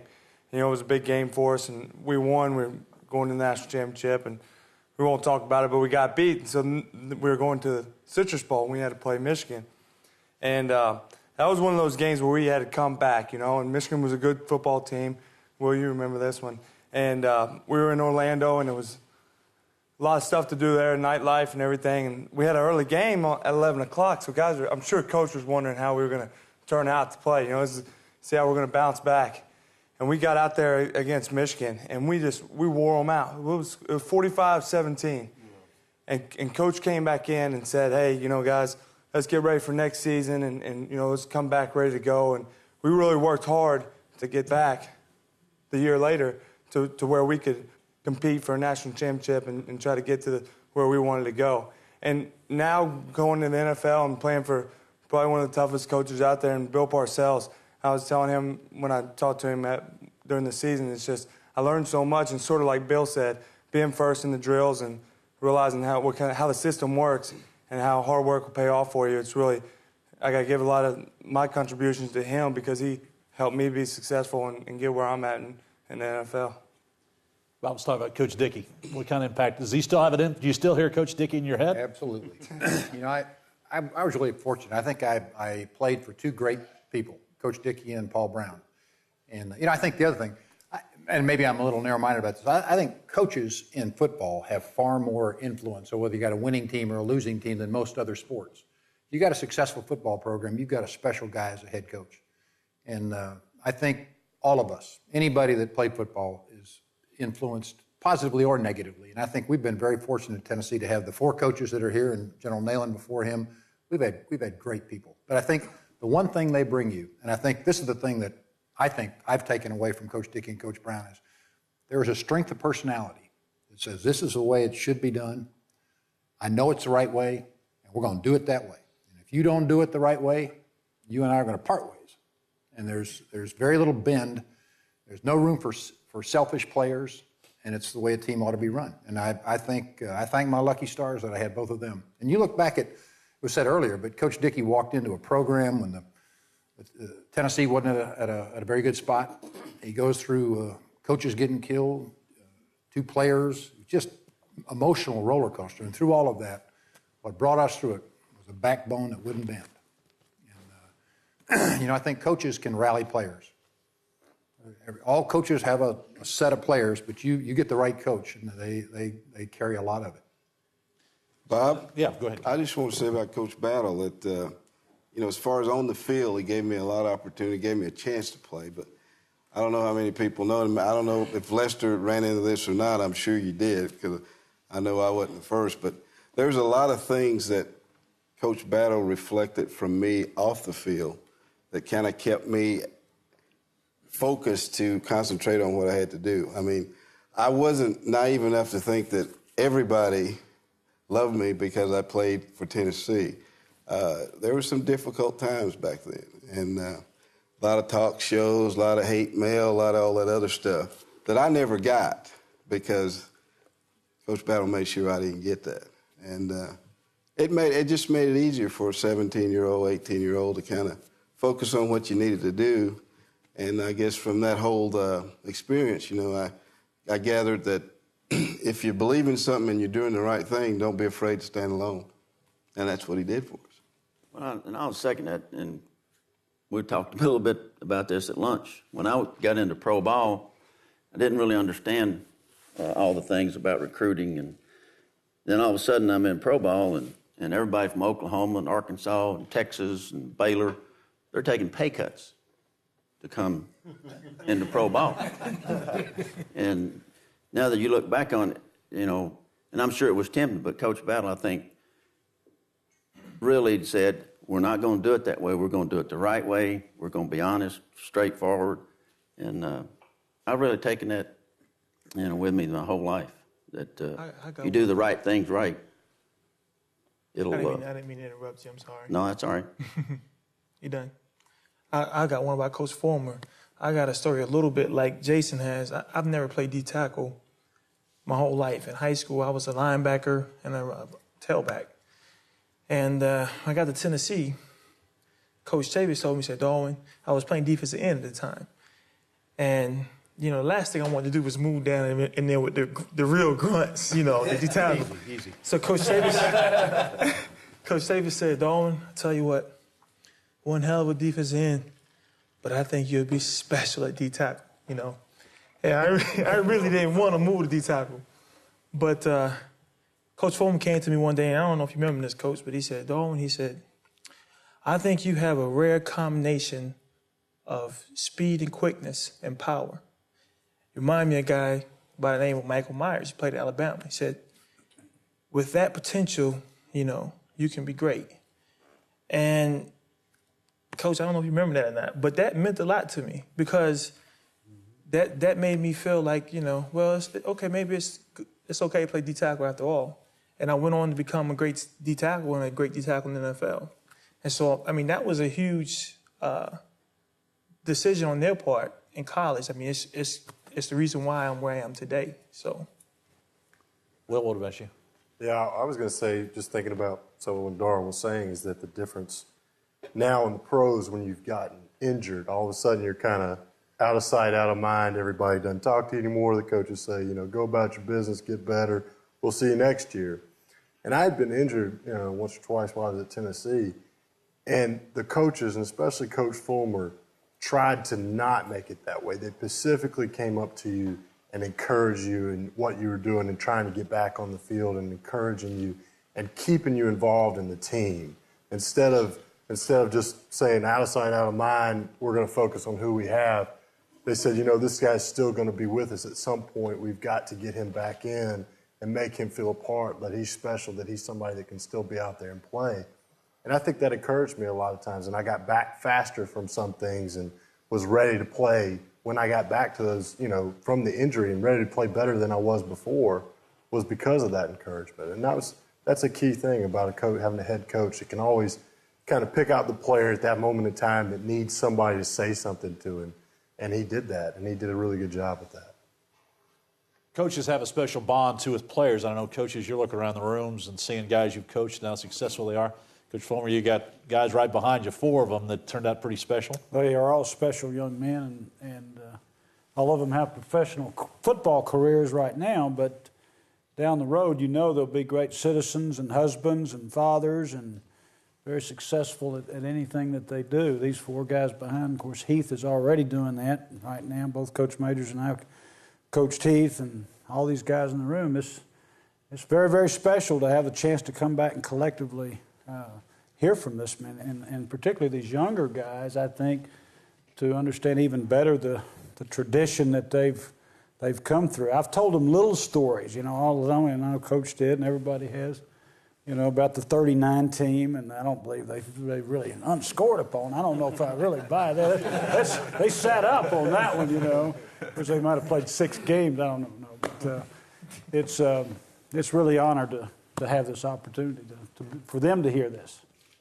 Coach Battle, you look down there and see Larry Sievers and a bunch of guys you coach. That's got to be a Stanley and Eddie and Connors, how they turned out, that's got to make you proud? Yeah, absolutely. They, are, as Philip said, are special people, and coaches are in business to coach and teach, but I promise you that the lessons that you learn from your players are far greater in most cases than what the coach can impart, and it is a thrill to be with guys that you coached and see how well they've done out in the world. I was together with Bill Emmendorfer, Tim Towns, Sonny Leach, and David Allen a few weeks ago. And David's a leading urologist in Athens, Georgia, and Emmendorfer was a dentist who's turned now into a restaurateur and owns 15 restaurants. And Tim Towns wanted to be an orthopedic surgeon. They wouldn't let him in. He said, I'll get a master's and they'll have to let me in. And they didn't. He said, well, I'll get a PhD and they'll have to let me in. And then he got on the road to research, and he's the head of the UAB medical research team at UAB in Birmingham. And his team developed a very valuable segment of the ultimate cure for sickle cell anemia, of being able to transmit that gene in mice. And you look at these guys, Stanley and Condridge and Eddie and Larry was about the fifth guy on his team that we signed because he played tight end. They never threw the ball the whole time. He wasn't a great blocker, and they never threw him the ball. And he became a two-time All-American and stood for, as all these guys did, stood for all the right things. All the things you want a coach, that you want a player to have, those four guys are the epitome of what that is. Hank and Andy, is General Nealon in your head every day? No, not really. No? But I'll tell you what, I probably learned more from him than I did any professor I had at the university. He was very big on discipline. He was very big on preparation and execution. And I mean, we ran plays 100 times to get them perfected. And execution was important to him. He just said, you got to do it right or don't do it at all. And we prepared for every eventuality. We used to practice for anything that might happen. You'd say, well, this will never happen. But he had us prepared for everything that we were ever going to do. And much of what he taught us in terms of discipline was how to apply yourself and get at it. And a guy like Jim Haslam and Hank, who've done extremely well in their life, most of the players on our championship team have done extremely well, and they have used the lessons they learned from Neyland in their everyday life. And me as an academic, and even when I went to graduate school, I was competitive as hell. I got in the classroom and I used all the things I learned from him when I went to Michigan. I said, I'm going to be the first person in this class, or I'm going to know why, and I worked at that. And I think most of these younger people, what you think of your coach right now is fine and good, but I think the longer you get away, you're going to find out you learned a heck of a lot more from them than just playing football. But and as you alluded to it a little bit, you get to appreciate that the game is just bigger than just playing the game. It just gives you some qualities that you can use in your life every day as a father, as anything that you're going to be in terms of a profession and whatnot. And I think that's the great thing about the game of football that I don't see in a lot of other sports. And I was happy to be lucky enough to go to Tennessee and play for Neyland. I didn't know who he was. I came to Tennessee because of Sharkey Price, who had played at UT, and he was from Johnstown. And Burr West came up there, and I was running 100 in the state track meet, and he never saw me play a day of football. And, of course, there was no promise I could play, but I got to play. And the coach, like the coaches we have here, Neyland was very fair. I mean, if you worked hard, you made the team. He didn't have any, I jested about him being a favorite, but he really, if you could whip somebody that week, he would write the names of the starting team every week on the board. And you'd sit there and you'd say, oh, God, the fullback was the last one. I said, am I going to start? Because you want to start. And he would write these names down, and until your name was written. You did not know. I said, Hank probably knew, but the rest of us didn't know and Dick Ernstberger, who was my competitor for the position, was my best friend. And he developed a camaraderie that we were buddies. We were good friends, and we loved each other. We ran around together, and we didn't care who was up or down. We stick together, and I think it made the difference in the team. And I did want to add one thing, if I can, and I should bring it in now, is that a lot of us don't know that Knute Rockne had a tremendous influence on Tennessee football. I found Neyland's personal copy of Knute Rockne's 1925 book on, it's called Touchdown, I think. And in it, he had a section on sane scheduling. He said to young coaches, he used to give clinics, and he wrote this book. He said and Neyland had the thing underlined in red pencil in this book he had signed. And he said, make your schedule out. He said, play several easy games, get a hard game, get a few more easy games, get 2 hard games, and a few more easy games, and end up with a hard game. Well, everywhere he went, they just jumped him, said, your schedule's too easy. He says, I don't care. If you don't want to vote for us for a national championship, he says, we're in this for the fun of it. We're going to win. He said, I'm not going to run the boys down. And and Rockne went on in his book, he said, now, if you let the president and the board of trustees make your schedule, you'll be fired next year. He said, because they're going to get all the tough teams. Coach Dickey must have missed that chapter. And then he didn't have any skyboxes sitting up on that stadium.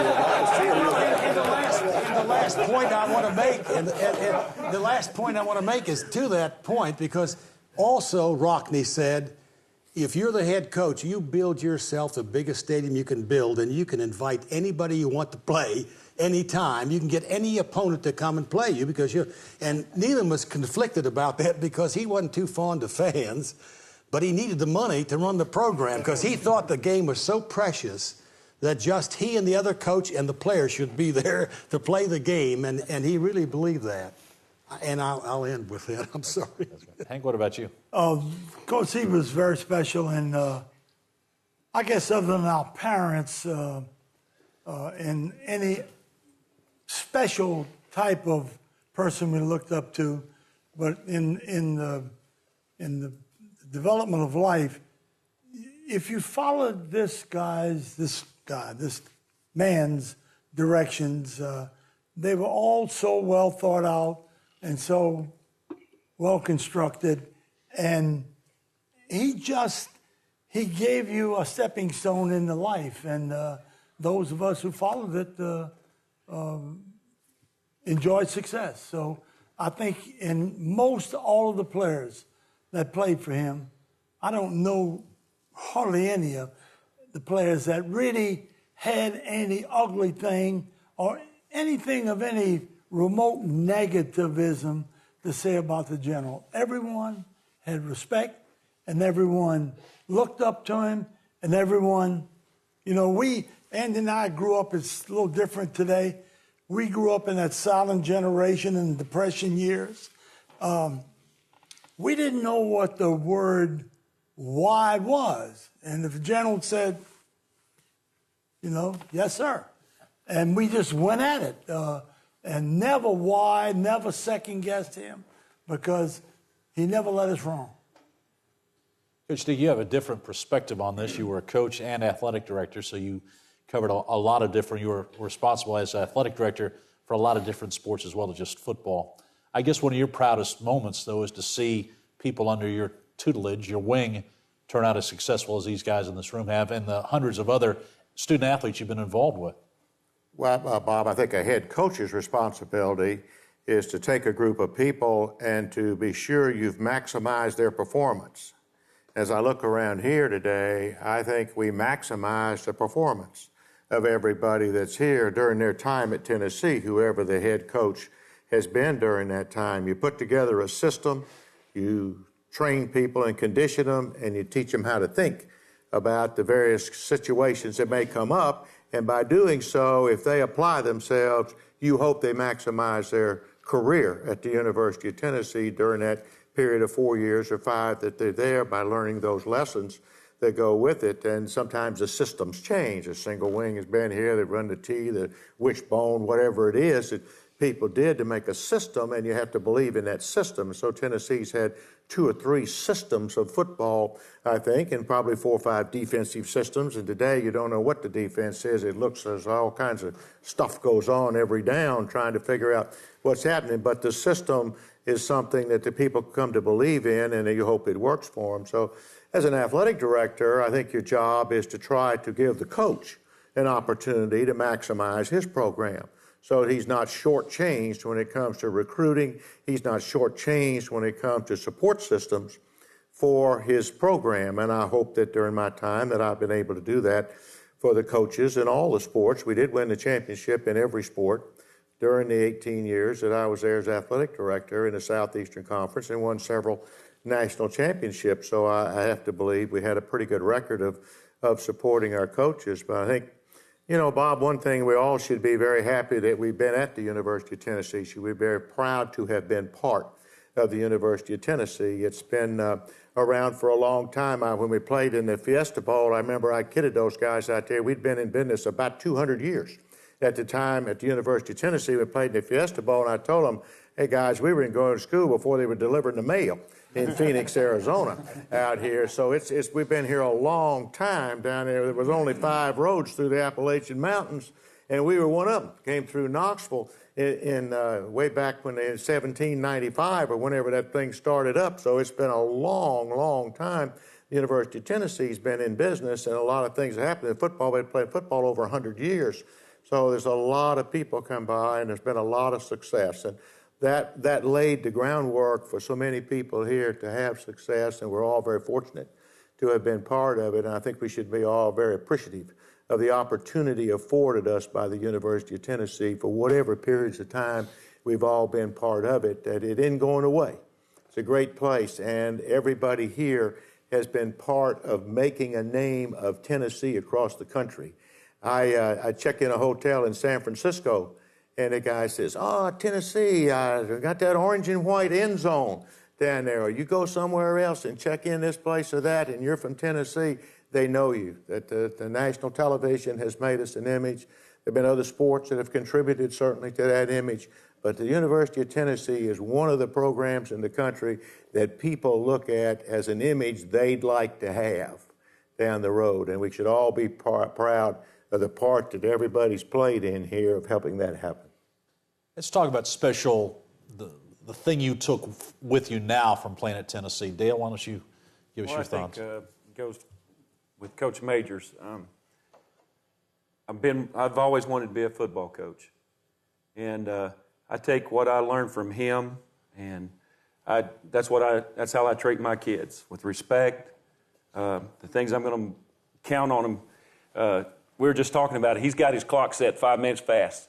Every one of my kids know to be early. But that's the biggest thing. Coach Majors taught me to respect things my mother taught me. Count on people, let them count on you. And I think that's just part of being a team. Paul, what about you? Well, I was teasing Coach Dickey about the first time we met him down at McClung Museum. And I questioned whether this guy knew all this stuff about statistics and all that stuff. And it took me a while to buy in to his belief and his way of coaching. And once I bought into it, I bought into it because I really believed that the stuff he was trying to accomplish was the stuff that was going to make us winners. All the hard work in the off season, all that. I griped like everybody else, but I knew it was a necessity to get where we wanted to go. And I'm more proud, I guess, of Coach Dickey, not what he accomplished as a coach, but what he's accomplished as an athletic director. I'm so proud of our program at the University of Tennessee for what he has done as an athletic director and what Coach Fulmer has done as a football coach. It seems like the older I get, the more pride I have in being a part of the University of Tennessee. Bob, I'd like to say something that I remember. You can remember, I remember my first days just as plain today as it had happened yesterday. I'll never forget our first meeting as a team, and Coach Dickey standing up and speaking and said that we were going to be a successful football team this year, and we were going to do well. But we would have to be a little lucky to do well. And he turned, and I don't remember if it was Bob or Dick Williams that he said, tell the young guys what luck is. And it was recited, luck is when preparation meets opportunity. We can all say it. Mm-hmm. Luck is when preparation meets opportunity. He went from there to say, there was an old man once who was a very successful old man, and a young boy who followed around, who admired him very much, who wanted to be successful like him. And the young boy looked at the old man and said, sir, you have been very successful, and I want to be successful just like you. How do I become successful like you? And how did you become so successful? And the old man said, well, son, I jumped at every opportunity. And he looked at the young boy, thought about it, thought that made sense, but he said, how do you know when there's an opportunity? And he said, son, you just have to keep jumping. Okay? I mean, that sounds a little corny. It sounds corny. But I never forgot that. That's precious, and I've taken that with me everywhere I've gone because it's very, very true. I've realized that nothing you do is by chance or luck. There's no such thing. It's only when preparation meets opportunity. When we were seniors and Coach Battle was the head coach, and Bobby and those guys intercepted so many passes, we had Buddy Bennett that year for that 1 year, and when he got there, we did not like him. He ran those guys to death. I didn't play defensive back, but he ran them to death. It made them do things that you thought were impossible. He expected the impossible of them, and they worked at it, and when they failed at doing the impossible, he made them do push-ups, made them run more.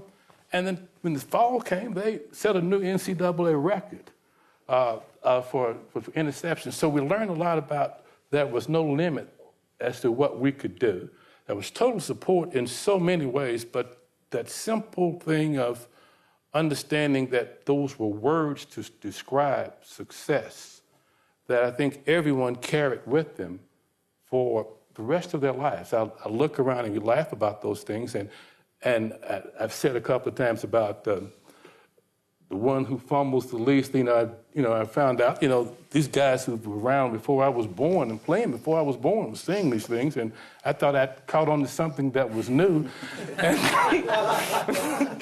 I didn't know it had always existed and how much it applies today. So I don't think they know the way they influence. I think another thing, when you were being the first black athlete at University of Tennessee and you want to be a receiver, sometimes it's, regardless if you think you can catch the ball or not, there are times when you're not so sure you can do what you think you can do. The greatest shooter has times where he's not so sure he can shoot it. And he thinks he can hit the shot. He doesn't want to take the last shot. But there's always that support system that you have. I never thought I couldn't do things when I had Coach Battle as a receiver coach. He told me that, well, everyone can catch a ball that's easy, so we're going to practice catching the ones that people are not supposed to catch. So we practiced after practice, we'd practice catching hard balls. The ball would be thrown too high, too low, too way to the side. And so you learn that life is not easy, but the things that they made you successful at and the few words that you heard that seemed so simple were very important. They are concrete. They are the foundation to building success in life for us all. And I'm very proud of having the opportunity and very proud that I heard those things, learned them, were part of it, and the people I shared with. And it's fun to see them live life and that be their basis too. Very well put. Haywood, you've been quiet. You've been around Tennessee football for so long. Where does Tennessee stack up nationally, and where do you think its place is in college football? I think I've emphasized the fact we've had 6 national championships. Certainly puts us in the forefront. And a few years ago, Tennessee had the best record overall in college football, and right now it's among the top 4 or 5 in the country as far as percentage of victories over the years. But I would like to add something on what you're talking about, the coaches and what players get out of it and that kind of thing.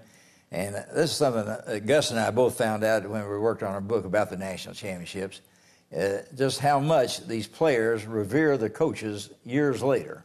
When they get through playing with them, maybe not too happy with them at that moment as they get out of school. But later on, all they want to talk about is how much they thought of their coaches and how much they thought of their teammates. The one thing I really discovered is that, and Gus discovered too, is that nobody wanted to talk about themselves. None of them. They absolutely talked about everybody else. And I think it goes back to what Bob Johnson said a while ago. It's a team game, and the coaches always emphasize, maybe in a harsh way at times, the players think, you're playing for the team. If you're not willing to play for the team and do what you're supposed to do for the team, then get on out of here. But that's a lesson they learn for life about everything they do, that life is a team game. Stanley, you kind of learned that. You wanted to play wide receiver, didn't you? But you took one for the team? Well, that's what you have to do. And if you're going to be a team player, you sort of put yourself behind me. And when Coach Battle came to me about going into the backfield, there was a moment where I wanted to question it.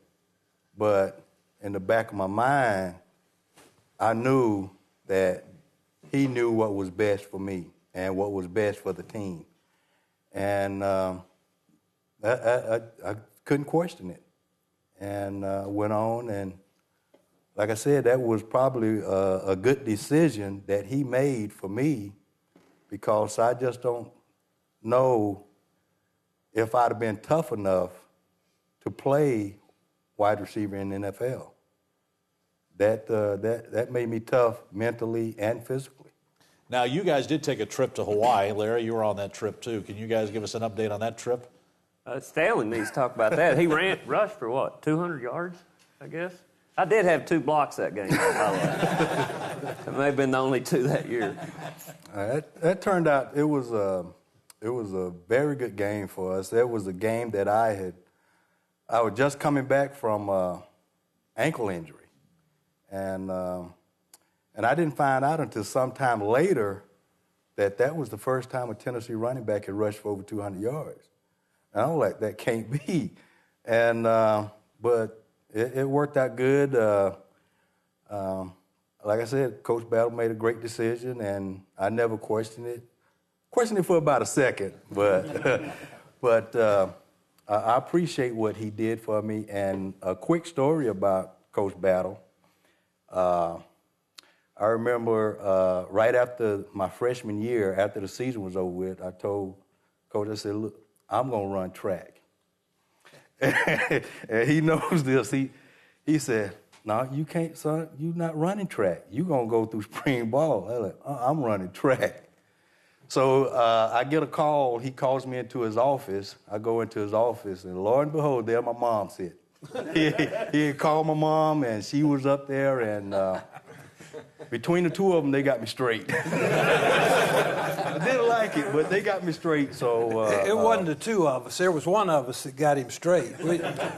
We sit there and chit chat for a few minutes, and so Stanley has told me in no uncertain terms he's going to run track, and he's had a good freshman year, and he was feeling full of himself. And I said, that wasn't the deal. The deal was you were going to go through spring practice. He doesn't know it, but I'm going to change the deal. I'm going to run track. So we get in there, and Stanley's mother, who's a great lady, was sitting in there, and so we kibitz for a few minutes and chit-chat and talk, and all of a sudden, Stanley's mother looks at him and says, now, Stanley, what is this about you running track? And he says, oh, Mom, I ain't going to run track. I'm just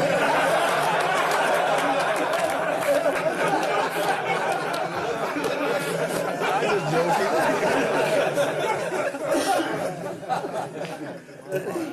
It was a great decision. That was a great decision. That man runs a 4.3. That was a great decision. Well, it worked out good. I'm sorry. Go ahead. I know we're getting close to the end of the show, and as Hayward had mentioned, it's all been repeated a number of times here today.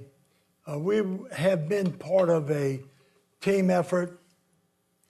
I don't think any of us are here individually. We're here representing the era that we participated in at Tennessee. Tennessee has a great and glorious history. We all proud of that. I know that personally, other than my family, we like to talk about if I could reset the clock or if I could go back in time, if I had to do it all over again, I wouldn't do this, I'd do that, I'd do this. I know two things I have my family, of course, and I think our family all comes first. But the next most precious thing in my life are the 4 years I spent at Tennessee. They were great, and not only was the football team great, but many of our fellow classmates and friends and that I still have. Some of my dearest friends are right in Knoxville, and not my dearest ones, of course, are the football players who I played with.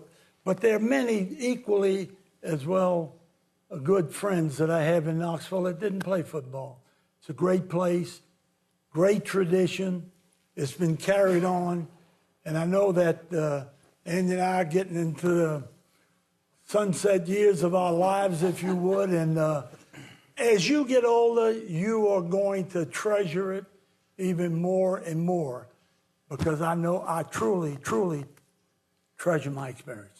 Highest honor you can get in this game is going to the Hall of Fame. We've got some Hall of Famers in the room. We got a new one going in this year, Frank Emanuel. Frank, talk about what this means to you and kind of put it into words. Well, it's really difficult because it means so much to put it into words. I had the distinct honor of being a player under Coach Dickey, and then I was on Coach Major's staff at the university. And the experience of what the talents that God has given us in whatever way it is, as far as the athletic arena and our leadership qualities and going through the university and learning from other people, is what we have the opportunity to give back. And I'm talking about other coaches. And it's to get awards, all of us know sometimes, well, most of the times it's our teammates and it's a unit that we've done together or things that we've accomplished together, and fortunately one of us as an individual receives an award. And to represent or to be one of many that have gone before me and many that are here to go into the Hall of Fame as a representative of the University of Tennessee is absolutely a phenomenal feeling, and it's one that the kind of thing I've always dreamed about, because through the athletic arena and the University of Tennessee in football, it's allowed most of us and many of us to further our careers in many ways. And I think most of us are trying to give back in some way, shape, or form what the university has meant to us, and it's said here, as individuals. And you know, talking on the Hall of Fame, I got a special delivery letter some weeks ago. It came on a Friday afternoon about 6:15, and I went to the door and I opened it up and I read it, and I read it again. You know, it was announcing, congratulations, you've been inducted, or you're going to be inducted into the College Football Hall of Fame. So I said, now, who's pulling this prank on me?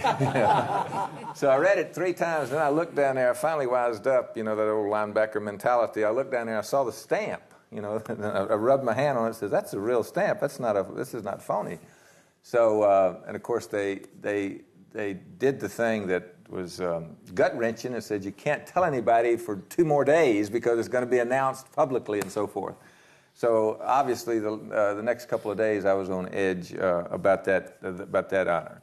But I'm extremely proud and happy, and as many of us have said, and to be able to learn the lessons that I've learned. And the one thing after going into coaching, I realize now that the lessons that coaches make and the lessons we make with our families and our lives sometimes are very difficult. And I know I'm an example of that as you go through that path. But as long as we make decisions, and the coaches that made decisions with me were in the best interest of the group and the best interest of me as far as my future concerned, allowed us now to make the same kind of decisions with friends and families. And they're not easy, especially in the coaching business. And like as I say, fortunately, I played and coached. But they were great decisions, and decisions have helped that I'm so thankful that I've had the opportunity to be at the University of Tennessee. If we'd open it up and ask what's the best game in Tennessee history, all of you would have a big argument. Most people think or say, Coach, it was the 1956 Georgia Tech game. Bob, there's no way that probably that could be judged 1, 2, 3, 4, 5, up to many, maybe several more. But that was the high point of our career at Tennessee. And as the group that came in when I did, we were the last group that signed under General Neyland, as I mentioned, in December. He retired before January. We played for two of his outstanding advocates and protégés, Robinson and Wyatt. Bowden Wyatt was one of the great builders in college football history. He is the only coach in college football history who ever won 3 major championships in 3 different conferences. They won the Skyline Conference at Wyoming. They built that program, the Tennessee Advocates. They built that program. He moved to Arkansas. They were 2-8, I believe, the first year. They won the Southwest Conference the second year. John Barnhill was the athletic director who also played for Neyland at Arkansas. He was at Arkansas and hired Bowden Wyatt. And Bowden Wyatt was hired here and coached us 2 years to 6-3-1, and then 10-0 to number 2 in the nation. Neyland put his stamp on his people. And, of course, I guess going back to history, I think Yale was the first place that turned out great coaches, including Alonzo Stagg and Fielding Yost at Michigan, the champions of the West, and Rockne. Neyland turned out more coaches than anybody else in the nation at that time, and most of them did quite well. He put his stamp on us. Also quite helpful, his last season, as head coach, they recruited 127 freshmen. And I happen to be one of those 127. They recruited by numbers, and they tried to recruit a few of the great players too. And in 1956, after going through 2 coaching transitions, we had an outstanding team. Wasn't probably a lot of tremendous talent or physically overpowering, but we were disciplined. We stuck together. We'd gone through some tough times with White turning us around, but it was exciting and very rewarding. We had a great staff. I mentioned Cafigo and Bailey. I don't need to repeat them again. What a great group. They taught the fundamentals, the techniques, the execution, the loyalty, and togetherness. And nobody did it better. And we were a sophomore junior team in '55. We played Georgia Tech in Knoxville. They won the conference and played in the Sugar Bowl as champions. The next year, we both teams knew that it was going to be for all the marbles in Atlanta on November the 6th, 1956. That year, then they had a senior-junior team. We had a senior-junior team. We played both ways. The first team played about 2/3 of the time. Second team was second. And that game was selected the number 2 game of all time in the first 100 years of football in 1969. Well, again, you can't take the number 1, 2, 3, but we were mentioned in Sports Illustrated number 2. The 2 head coaches in that game were both 2 of the only 3 people in college football history who are in the College Football Hall of Fame as both a player and a coach. Bowden Wyatt, Bobby Dodd. The other one is Alonzo Stagg. So I was in a game along with my teammates that played against a Hall of Fame coach and player at Tennessee and played for a Hall of Fame coach and player. Our coach was great. He was a dynamic leader. He was an English major. He motivated you, and he had a staff that stuck together, and they all thought the same thing. They were terrific. And that was a great game. We knew it was going to be tough and tight. It was a great defensive game, a great kicking game, and I'd say both teams, and we certainly thought that. I did. Any break in that game or any mistake of the smallest type, a fumble or an interception, would turn that game around. And it was a great game, and it was a great experience because the guys that hung in there were 6 seniors on that team that started. It started in 1953 with 126, and 2 red shirts were on the second team. And it was worth everything that we went through because it really wasn't all that bad at the time. You know, we were getting fed real well.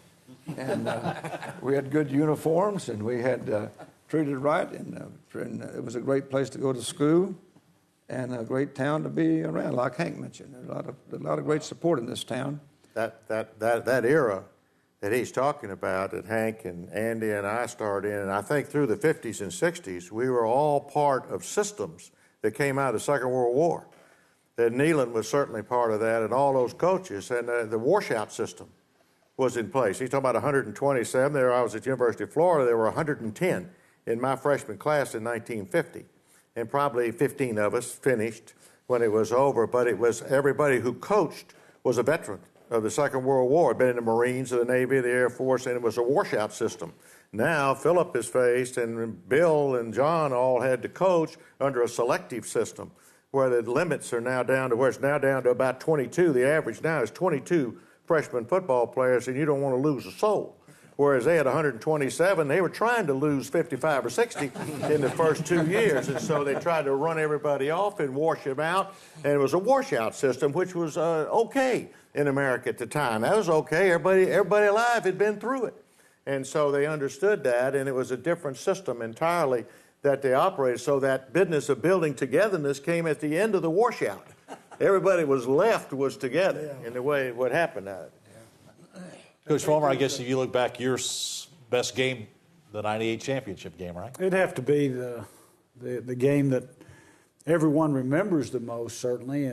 Like Coach Dickey was talking about, starting with the week long of preparation and being the first BCS champion. You know, that's quite a big deal, because it's the first time, if there was a playoff system, that you actually played for the national championship. That would have been the first one. And then, you know, the incredible fans, not only outside but inside. You know, it was just a great setting, and you look over the stadium there, and there was an orange sunset, you know, as we were preparing right there. So it was a great aura around that team, and around, as these guys have said, there are a lot of great football players and coaches that did it. You know, T and these guys can speak up. As much as that game getting there, I would say, you know, the win over Florida was just about as big. You know, that year in 1998, when we played them for the overtime win, because that got us there actually. And Jamal was hurt after that, and that team overcame that and overcame a lot of other things, and just got better and better. So it was certainly a great year, and that particular game was a great game. Heath, reflect back on your days at Tennessee and wearing the orange shirt, what that's meant to you, not only when you were playing, but now that you're into private business now and raising a family. You know, you look back at your experiences. I got an opportunity to play under two great coaches. And one of the great things, when I remember Coach Majors coming into the house the very first time and sat down and was talking about, you know, what the University of Tennessee can do for me as a person, it had absolutely nothing to do with me as a football player, but it was more as a person. And I think that was something that my mom always took when he left the house, that, you know, we're going to make a better person out of him as opposed to a better football player. Unlike some of the other colleges and universities, here's what we're going to do as a football player. He talked about being a person. And so, you know, now when I'm in everyday life, you look back and you reflect on your coaches. David Cutcliffe was a huge influence on my life, because I was with him on day to day. And, you know, he always talks about being prepared. You know, and the great thing about being prepared is that now in the business world, in any circumstances, I need to be prepared, regardless of what's happening. And, you know, to maintain the relationship with coaches and friendships that you have, it's a huge honor, because you don't always get that in other aspects of life. I don't think there's many students that actually goes through the universities that have the relationship with their professors like our professors. That we're able to have. So it is just a remarkable experience in life, and there's so many things that you take with you. And the first time I was on the football field in the NFL, they said Riverside. I went, wow, you know what I mean? Riverside actually is in the NFL as well as it is. You know, I'm thinking, you know, hey, that's where it started at. University of Tennessee was, you know. I never understood why Riverside went flip every single time, not always toward the river or away from the river. But, you know, there are some great things that you reflect back on and that you're able to see, and you know that that Tennessee was where it all started. They didn't use G and Haw, though, did they? No, G and Haw, That game did end in 1956. Tennessee did beat Georgia Tech 6-0. It did end. I didn't mention that. We're coming to the end of this, and I thought anybody would just open the floor. Anybody who has any last thing that they'd like to talk about, to going through the T or wearing the orange shirt or a special game. So I'll just open it up. I just wanted to make a brief comment. I was listening to people who have rings for national championships. I guess the greatest excitement I had was when the 98 team won, and I loved the Sugar Bowl. Those are my two favorite things that happened. But just to put things in perspective, when Hank and our team in 51 won the national championship, we didn't get a ring. We didn't get a wristwatch. Breezy Wynn, who was a former player, had an overrun of purple jackets, so they gave us one of those purple jackets. There was no hullabaloo. We didn't even know we won the championship because we didn't read the paper very much.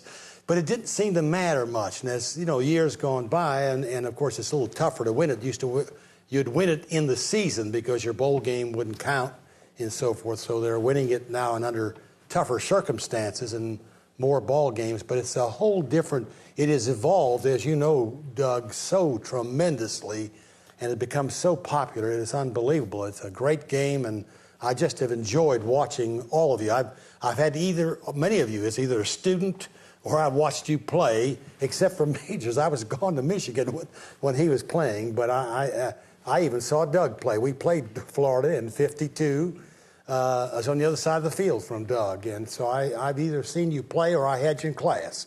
Thank you very much for the experience. Andy, were you taking on a snipe hunt when you came down from up north? No. But I tell you what, I went down the other end of the field and picked up a lot of grass. Every time I'd make a mistake, go to the other end of the field, pick up the grass, bring it back. And then the other guy had to do the same thing. That was big here when the freshmen came in from Massachusetts and Pennsylvania and New Jersey.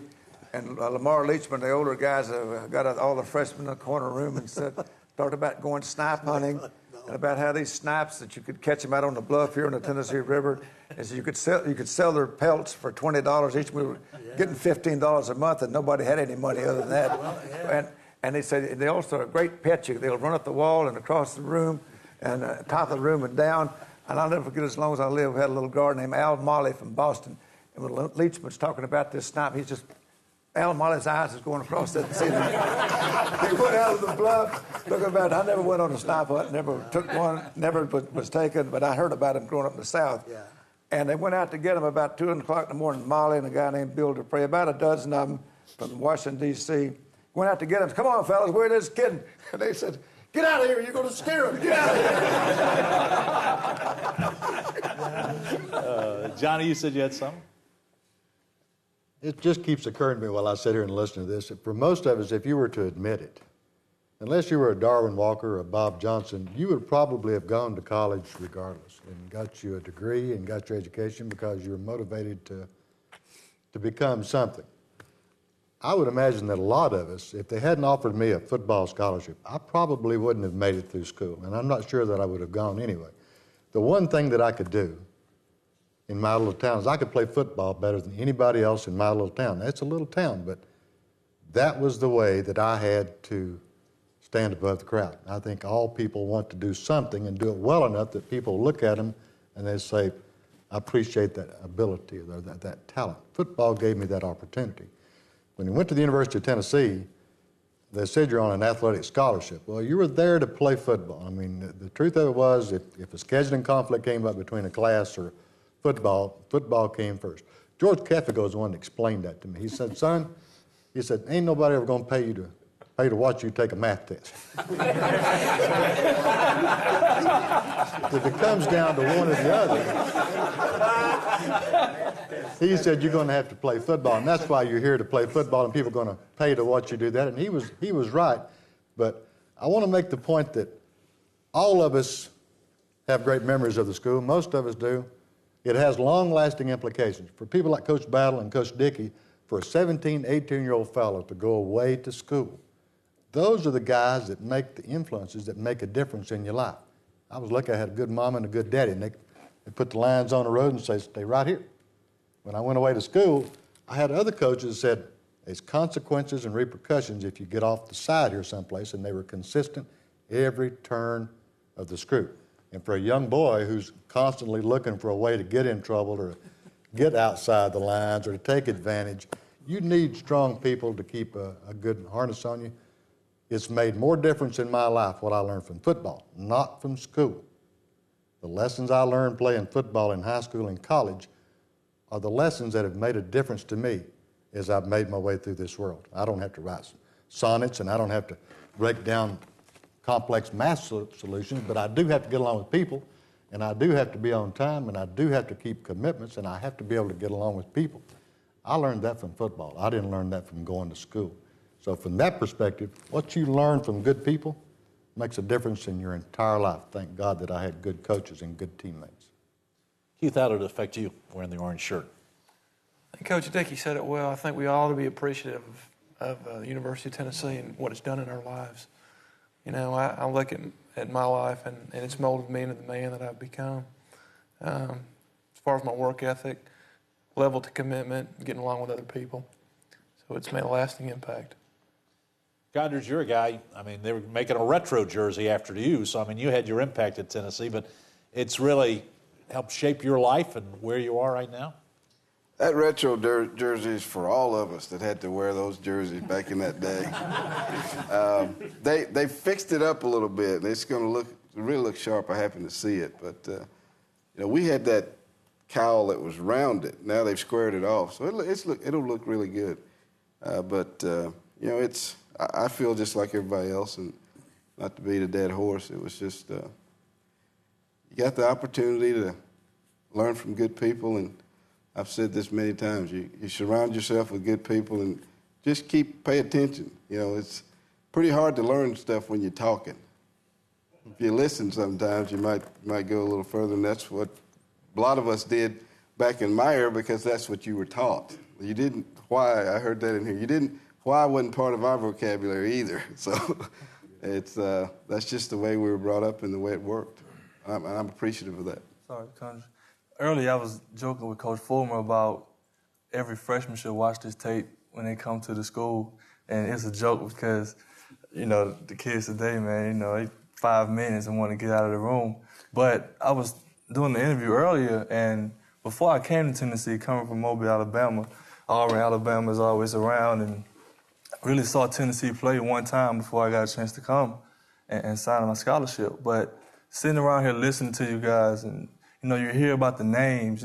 You know, being so young, you don't get to see the film, but you hear about these people, and everyone has the same similar love for the game, love for their coach, love for the city of Knoxville, the University of Tennessee, the orange and white, the same memories, the game maximums, and I almost feel like I want to go back to school again to get the work out of it. Right, to I mean, when you're 17, 18 years old, you take these memories for granted because you're going through it. And Coach Fulmer told us we won a national championship. He was like, God, you don't even know what this means. And you probably won't know what it means until you leave.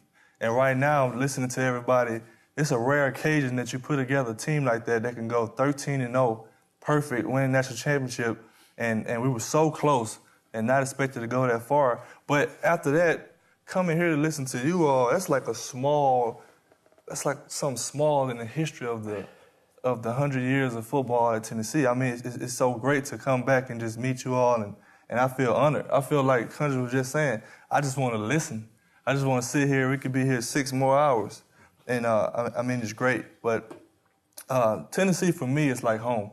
You know, my 4 years at Tennessee, I lost 13 friends back at home, murdered and death, and I always felt like I could go to Coach Fulmer and look him in the eyes when I was going through something. And the guys on the team, you know, if Darwin was going through something or whoever was going through something, we had guys from Germany, we had guys from Florida, guys from all type of places, but we all felt like we can go to each other and draw off of each other's energy if we needed that. And that's something I'll never forget. The football memories are great, but loyalty and trust and loving one another is something that goes a long ways.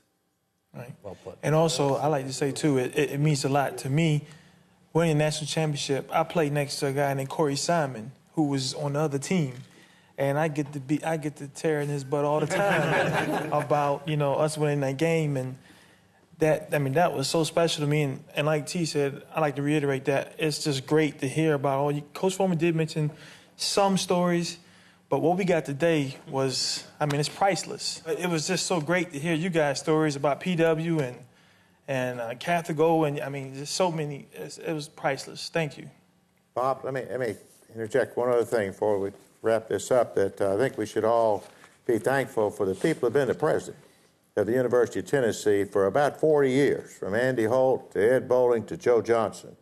There were an awful lot of people who those three people made a lot of decisions that affected Tennessee football. And many times they've said that the University of Tennessee athletic program is the front porch of the university. And those three gentlemen never forgot that fact, that there's an awful lot of people that come to some event around the University of Tennessee on a given Saturday, and it ends up at a football game, and there's all kinds of events that happen around that university. So the leadership role that this program takes in setting a stage for the university is very crucial and very important. It is capitalized on by the rest of the university in the way they schedule their things around it, but it's very important to us that we take great pride in that role, and people over the years have never let that down. They keep coming back and back. Somebody mentioned that Tennessee football may go down, but it comes back. Those fans keep buying those tickets. There's a 2% turnover in the stadium in tickets every year. That many people die, move, or whatever happened to them. It's not because they don't have faith that the team is going to play extremely well on a given moment, and one of these magical moments will happen the next year if they didn't buy that ticket again. Bob, can I say one thing, too, before I go? I think this is very significant, and I think it's a compliment to the University of Tennessee. I know my experience when I first attended 67 was an interesting time in our history in America, particularly here in the South.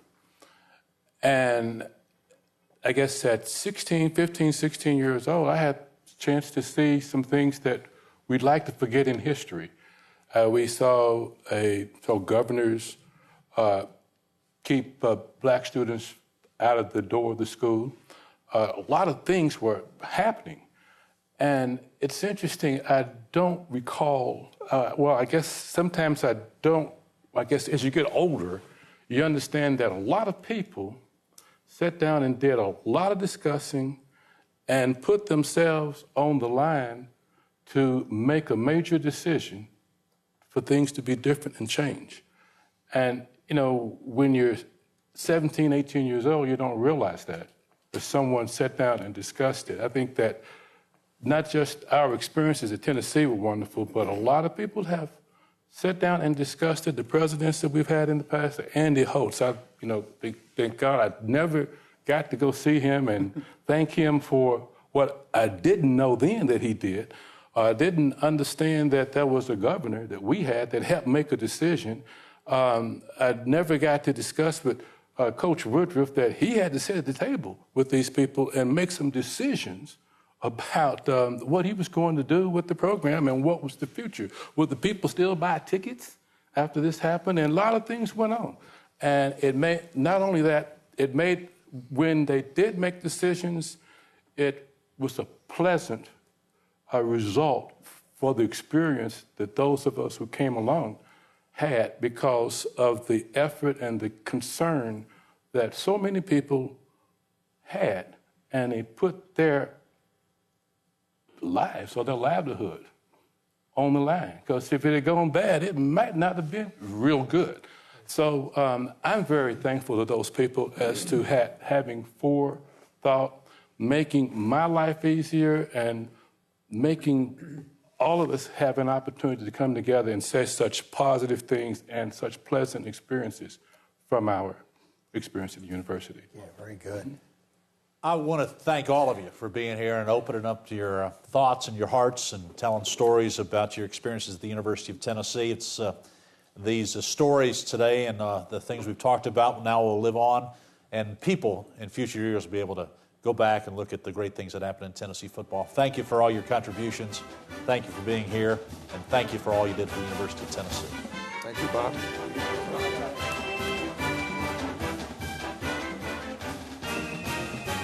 What better way to sum up the history and tradition of Tennessee football than by hearing it from the mouths of the people that lived it? 30 Tennessee volunteer football legends talking about their lives, the stories, the traditions, the victories and defeats, the people.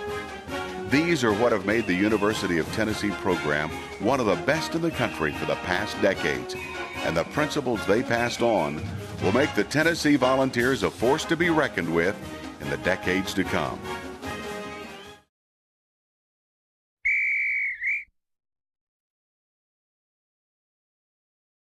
Way, here we are. Hey! Hey, good morning.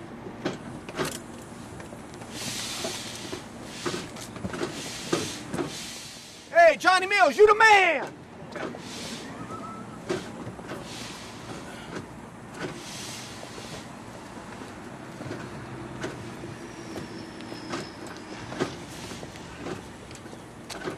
Oh, yeah, I imagine they did. You need any help? No, I got it. Got her.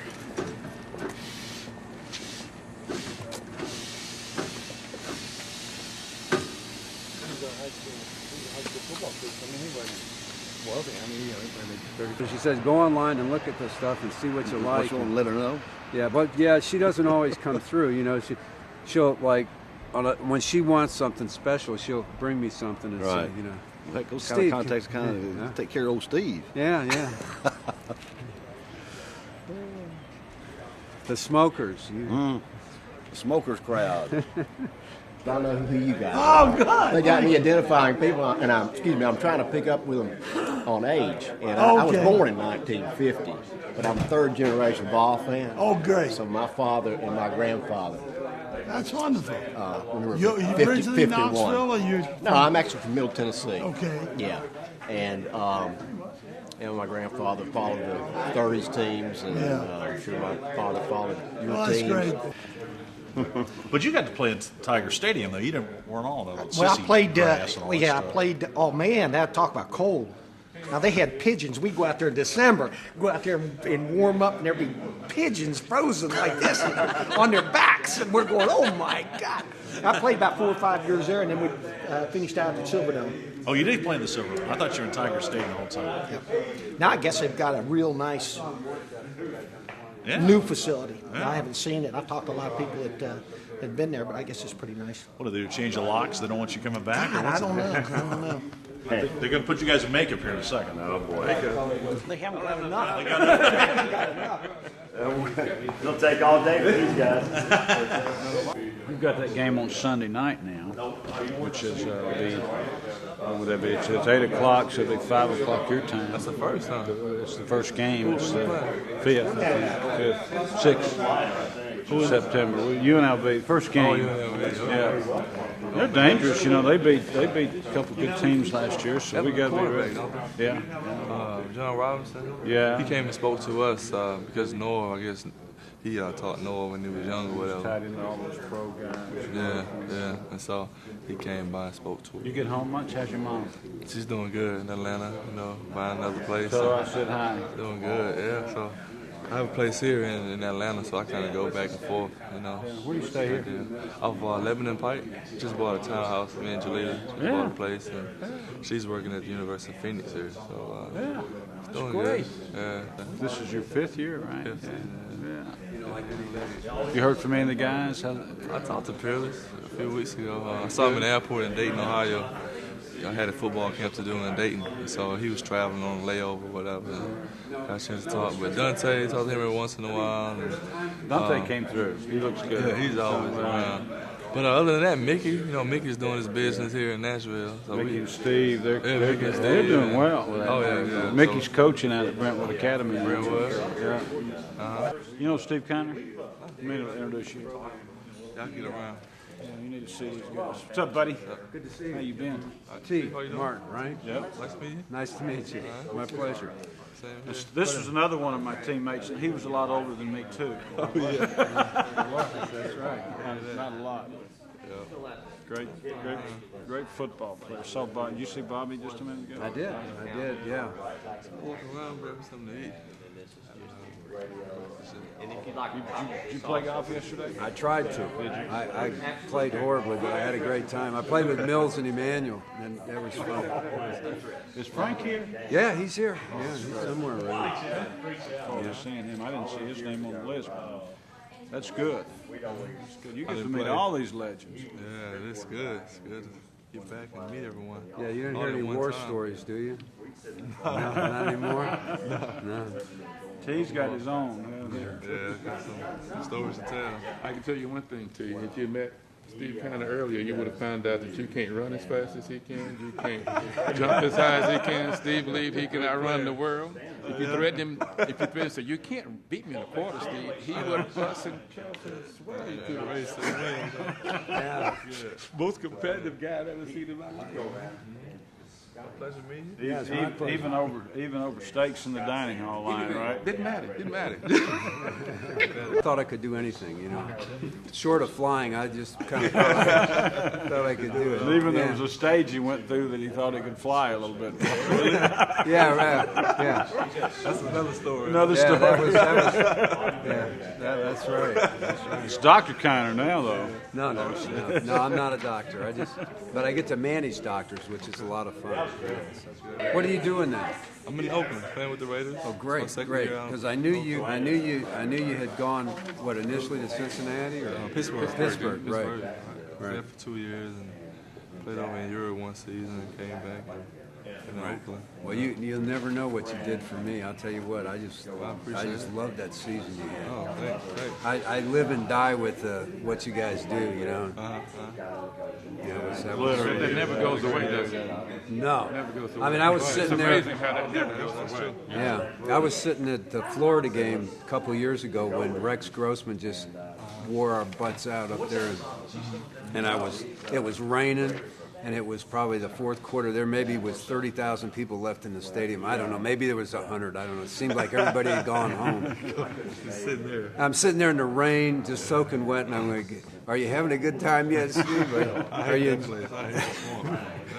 Oh, this was in Knoxville. I was down in the swamp this year and this past year when that Banks made that catch at the halftime. We ate him up. The turtleneck under his Oakland Raider uniform. He wears all Tennessee stuff. Oh, he's crazy. He's got to call me. You can't be still. I got to talk to him. Okay. Well, I'll get him to connect. Yeah. Have your numbers and stuff. But he's out in Tampa Bay right now. Yeah. John's taking on the Oakland guys. Say they have a personnel meeting. He has a thing in the middle of the board with the Oakland Raider players he was taking and brought them down to Tampa, like teasing those guys. So it's cool. You ever talked to Peyton lately? Yeah.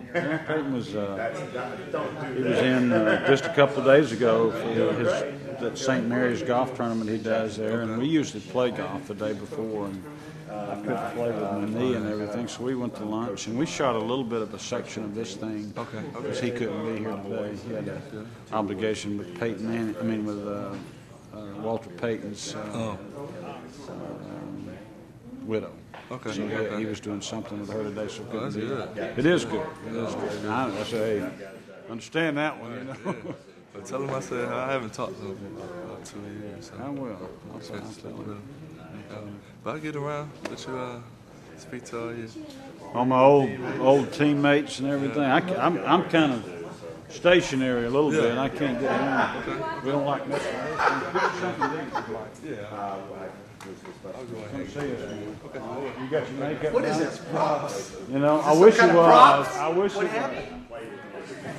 You know what? I could make a great story out of this, but the truth of it is I was playing with a couple of 10, 11-year-old campers. Oh, yeah? And twisted my knee and had a little meniscus surgery. And I've never had the first. What were you doing? Just throwing the football around?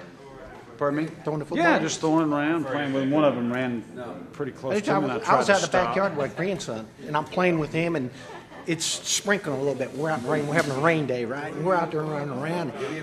He's faking me, and I'm running. I hit a patch, and my legs flapping.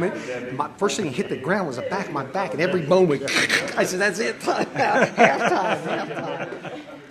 How old is your grandson? He's 6. 6. Yeah. That's the only one? You got one child? Yeah, well, I've only got one grandson. Yeah. Turn wrong, zigged when I should have zagged. Were you showing them some kind of agility? No. We were playing. I mean, it's like playing Oh, it was a backyard game. football. Oh, okay. Just playing. Well, you should know that your playing days are over. I should know. Yeah, actually. How you been? I've been good. I've been really good. I had that surgery. I don't know. I had a pancreatic cyst. No, I didn't even. Yeah, it was an incidental finding. The only thing we could do, we couldn't run at him, we couldn't run away from him on either side. The only thing we could do is he played that wide tackle out on the end. Well, Claiborne was the coach, right? We'd block everybody else and option him and hope that we'd kill the quarterback and not block him. That's the only way we could get around him. First play of the game was the other way. Tommy West hit him from behind as hard as he could. Tommy came back to this going to be a long day. We just made him mad.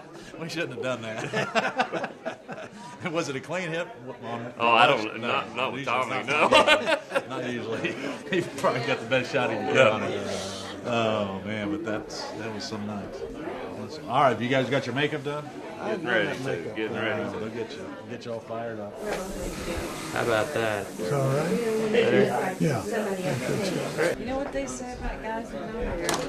All the women love them. Oh, is that right? Yeah. You tell my wife she needs to be nicer to me. That's right. Tell her that all those women love those guys with no hair. Well, you know what? This is not good getting on TV, getting makeup put on you. That's not good. She'll just say, man, how good you look. You're glowing. Yes. That was where Mills fell out of the tree. He missed the first practice. Mills is a country boy, so he talks us into tree riding. You shinny up a tree and you swing it over. He fell about 35 feet and burst his spleen. I mean, it was a serious injury. I think that was a year before I got there, and then I think they sent Dewey and Richmond. I think they. Oh, really? We sent the first year I was there. I think Dewey and Richmond to try to teach Richmond how to catch the ball, because he couldn't catch the ball. Right. He could run, and if he ever caught it, he could score, but he didn't catch it very well. Really? Yeah, but he got to where he could catch it well. I was going to say, sure. Really let me look a little bit younger, basically. That's a good idea, don't you think? It's not that you don't My already wife look young. My wife is going to like you more and more because she's been trying to get me to get rid of it. My son tells me I should take away all the gray. Oh, no. I think some of it looks distinguished, don't you think? Well, I can't say that. But You never seen a quarterback look slower. I know. What are you doing? Great. Look at you. Oh, I had a lot. Run that through and out the ball. Out the buttonhole.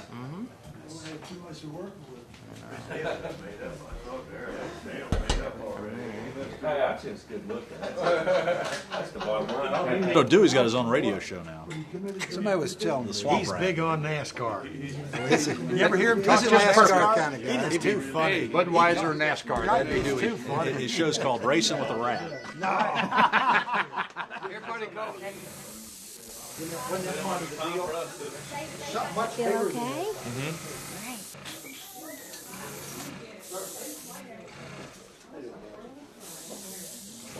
Can you get your nose again? I'm telling you, you're going to use all your makeup right over here.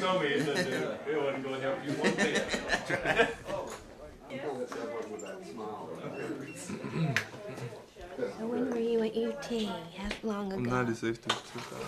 Are you liking it out in Oakland?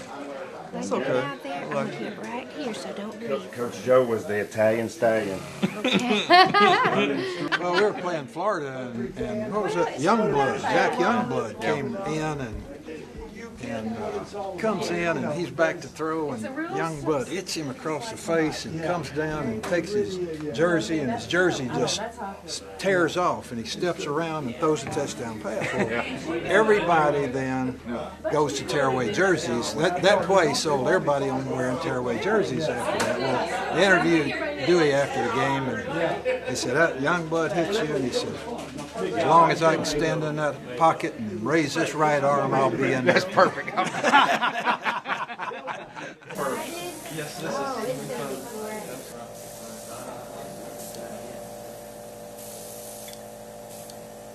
toner. Well, you know more about it than I do, that's for sure. I'm So. just prepping you here a little bit. And you can just close your eyes and just relax with it.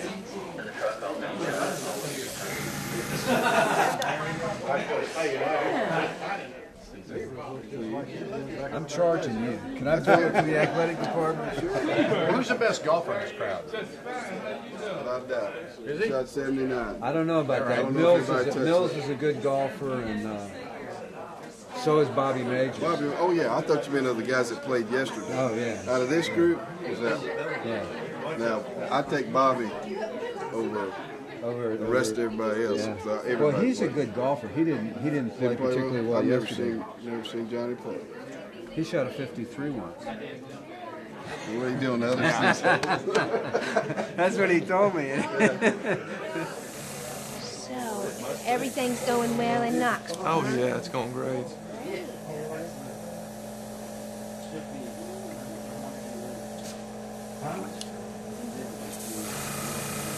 Okay, here I come. So, what kind of houses are you building? I built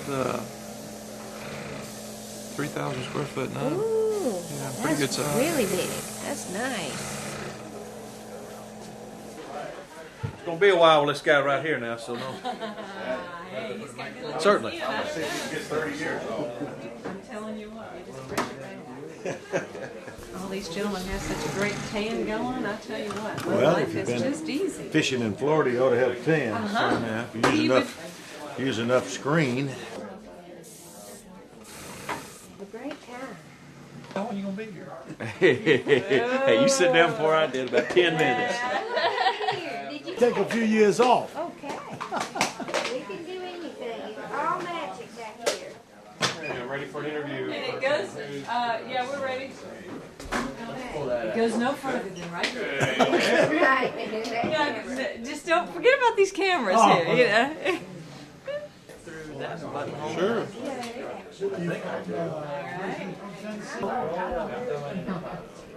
That's great. Yeah. So did you just get in? No, we've been here since Friday afternoon. Ah, so you've been So busy. we've been busy. Okay, just close your eyes. Put a little bit of this in here. No, I've never seen this before. No. It's going to be fabulous. Close your eyes. Oh, okay. It's going to be fabulous. You're going to love That's right. Get that shine down on you a little bit. This is a pretty good-looking bunch of guys. I'm Isn't it? telling you, they're getting it. Every one of them that's come through here, still, they're not aging, are they? No, They're looking younger all the time. must be good, clean, healthy living. You There you reckon go. that's it? I think that's it. That was Johnny Mills. How come I thought Johnny Mills' name here? Does he didn't show up? He's here. Is he? Hey, Extra scholarship. I love talking to Johnny now. Johnny's something else. In red shirt. I'm telling you what, he's got more stories. He's got as many stories as you do, guys. Lace cameras action, huh? Uh-oh, that's right. Cameras on you all day. Uh-oh. Oh, just what they want. For you Hold to on, get a little, just And he sprained his ankle and came out one play. Oh, one play. And I went in the second quarter before he got hurt. and I checked off to the quick game and I hit that guy dead, and he dropped that ball. I was standing right there. If he wouldn't have dropped that ball, then Tony got hurt in the fourth quarter, first play of the fourth quarter. If that guy wouldn't have dropped that ball, I'd have never played. If he'd have caught that ball, I wasn't going back out there. I guarantee you that. After you first came here, once you started playing, you just got really good. You love Instincts. Instincts. Nobody ever loved Tennessee more than this. That's exactly right. That's exactly right. Where? You ready in here? Let's go. Yes, sir. I'm coming out. I'm going to come get a glass of water. The overholts. Scott? Yeah. Went down that side and coming back this way, or? You're efficient, dude. Wow. You're efficient. He said you never left Yeah. DOS? Now they say that one of these is For ours. the glory of old UT. You get one of these to take home with you. Really? Yeah. That's good. That's what they said. Yeah, actually, everybody gets a ball. All right. Had me on tape there, did you?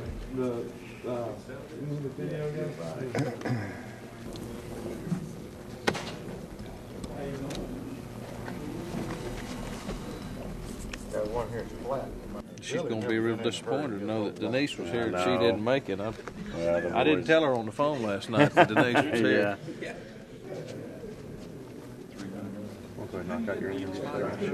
Trade spots with you. All right.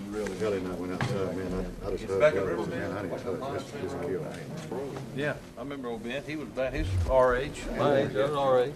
Testament was around playing tennis. Right. Who's that? Scott was a manager there. He was one of my roommates in college. They bought it about 6 months ago. Scott Sexton bought that house. I was just out there I last saw week. that in the paper. Bought it from Dr. Bell. Right. John Bell. You built that house, didn't you, Yeah. Coach? Yeah, we built it. What's a nice place? I guess Bell's lived there about 10 years, and they children have grown up and left. And they sold it.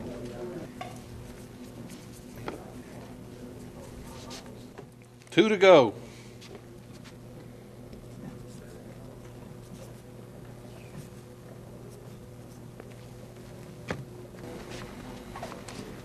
Take Florida State, Florida, and Miami. How's your son doing?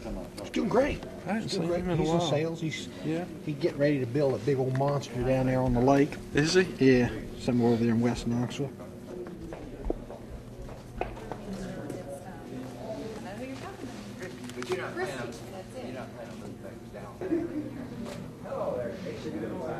Were you there in the Gator Bowl, Bill, 66? Yeah. Because they asked me later who was the most physical back you'd ever played against, and I said, fortunately, he's on my team now. This was when I was in the NFL. I said, Larry Zonka, because in practice, we'd have to go against him occasionally. Wow. Yeah.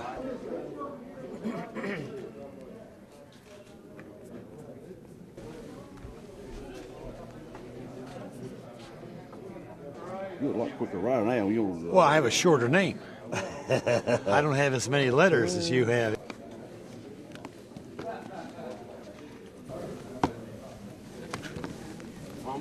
Fumble. Never could hold that thing when I got hit. Come down that side, coming down back this side.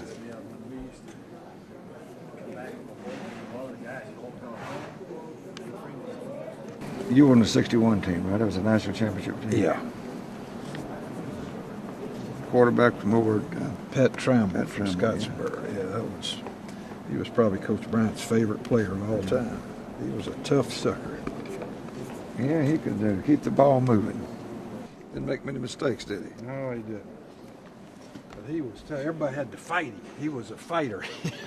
He'd pester the crap out of you, and then you fought him, and he'd leave you alone. He'd go bother somebody else. Oh, he liked to fight? He was he was as tough a guy as I've ever been around. I thought you were about the same as I We was. were 4 pounds apart. Yeah, That's I very, thought very you- minor. Yeah. But that was after that game was as junior. I'd played the whole game. Yeah. And I weighed 162, but after that game, I'd lost 15 pounds. Yeah, wow. Needham got on. He'd remembered that 3 years later, what Farmer Johnson had told him about my weight. I'm right about my playing weight now. You look like Yeah, it. I'm Yeah, you look like it. Yeah, we met. Yes, we sure did. Hall of Famers, let's see. Who we got on here? Right now you got Marcelo. We'll get Majors and What do you Doug want to Dickey. here? Any place you want. This baby's hard to sign, isn't it? I know it. Gus, what are you doing? I'm signing my damn name. You skipped over some. You couldn't be up here this fast. No, I did. I just writing Gus M. Gus M. That's my name. Gus in a hurry. Not a legal paper. No. And it wasn't that popular back then. I mean, autographing wasn't Now that big. Autographing is a big thing. It is a big thing right now. Right. It's amazing what's happened. That whole collectible thing that's It's gone bigger and out bigger. of sight is huge. Mhm. Yeah. You think Old Congress is popular in Tennessee? I went up to Hamilton for the Canadian Football Hall of Fame. Yeah. God almighty, they love him up there in Canada. That's you all the way down there. Yeah.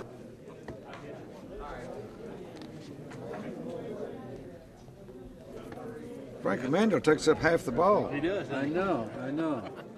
Let you guys work the rest of the week. All right, man. Good luck, guys. All right, have fun. Hey, we'll see you in preseason. You guys have lunch. You guys got a preseason game against one another? Yeah. Come to us, right? Yeah, we came to Dallas last year. Oh, that's right. Real good. We had a tight end like that, man. I'm telling everybody, our tight end was a big tackle. Athletic tackle. That's great. I would have done it for nothing. For the love of the game? I wish somebody had talked about that today. In those days, it was not about the NFL. It wasn't about anything except the love of playing the game at the University of Tennessee at that day. That was it. Right I didn't even know I got drafted. Burton was coaching. I Appreciate the chance to visit with you last night and today, Yes. too. When you get to Atlanta sometime, give me a call. And Oh, well, Condrich, I think, got all your numbers and everything. yeah, he does. Yeah.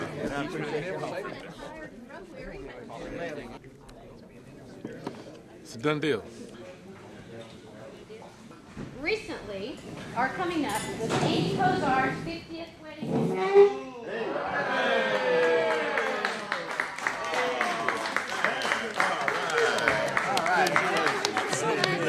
So happy anniversary from us. Thank you very much. Yes. My wife. God bless my wife. Thank you. Yeah, that's good. I don't even eat cake for God. You are today. I don't Well, have a peace, piece good of luck. it. Bob Marion out here. She's in town. It's going to be the old coaches' dressing rooms. Okay, Where it was, and all the way down is the managers' dressing rooms. And you know where you come from the dorm and there's a players' entrance right to Oh, the the left. lounge where we had the pool table and the TV and all that. that's Right. players' lounge, but, Right. they'll take that, the coaches' locker rooms, all that manager's locker room, and everything, and just gut everything. It's gonna be really nice. And John Mills, you know, we needed to say that because we would, just for the love of UT and the game, I mean, we would just have been there because that's the way we grew up and we wanted to be there. I was going to get on you there when you were talking was talking about how great it was and defining moments and all that. Yeah. I was going to ask you if you remember that defining moment with Herschel Walker. Well, yeah. I wish you would have, because that was like I said, no, I don't want to embarrass you. No, with that. Who hasn't been there though? Oh yeah. Who yeah, that but plays football? that's like one of those plays that things that happens to you say, hey, well, I'm going to prove that I'm a tackler and I'm a hitter, and I'm going to prove that. That play went as far as any play to make him what he became. Yeah, I guarantee it. As a football player. Those kind of things that happen in football games, especially that I didn't think anything about it. I swear, after the game was over, I didn't think anything about it until the next morning. It's on the freaking front page of the paper, and then it's on the NFL Today, and I'm thinking, oh man, now maybe there is something about it. So it just pushed me to be better and better. 3rd and 12 in any game that I've ever seen, I won't do it pulling the trigger. Is that Yes, right? sir. You could not shake him. He wasn't smart enough to be intimidated. Well, it's young and He dumb. wasn't. Yeah, young and dumb. Oh man, I loved him. I still love him. He still thinks he could do anything with the ball. He thinks he could walk out there today and throw it. As far as I know, the man never threw a spiral. No. I never saw him throw one. I never caught one from him. You never saw him throw, right? He Yeah, I was saw gone him when throw. you got No, there? he was. The ball always had that little wobble to it. He was a senior. My freshman year. Yeah, it's when he, Charlie, and Bubba, all three were there. Yeah. You never saw a smooth spiral. The ball had stripes on either end, and you could always see it. Oh, it might be going end over end. Looked like a duck that had been shot. Coach Dickey used that. What is that? Tony Dorsett had me on a swing pass out there against Dallas, out there, and I was in an open field, and here I'm out there with Tony Dorsett. Luckily, I reach out, trip him up. Same thing, Walter Payton. Walter Payton's got me one-on-one on a sweep coming outside, and I'm doing this, and I just happen to lean over and trip him up, and he falls over. Did Walter ever do this? Oh, Walter could do. Yeah. Oh, yeah. Walter, it didn't matter to him. He would juke you. He would make Try you to look run like you a over? compete or run over you. Right. It didn't matter. He'd get the ball. He was scary. He'd come in from two different generations that played against the same guy, and was great. And he is both their careers. and he's scary, man. I'm telling you. And so he's got the ball in his hand. He'd go. So I'm running up to tackle him, and he hits you in the chest, and spins off and goes another 20, 30 yards. Yeah. most amazing. Well, that's like watching Shaquille O'Neal. He gets the yeah. ball, you can't guard him. No, he just because he puts his arm back here like this. He's got the He big sticks- meat hook. He sticks this arm out. You cannot run No through that way.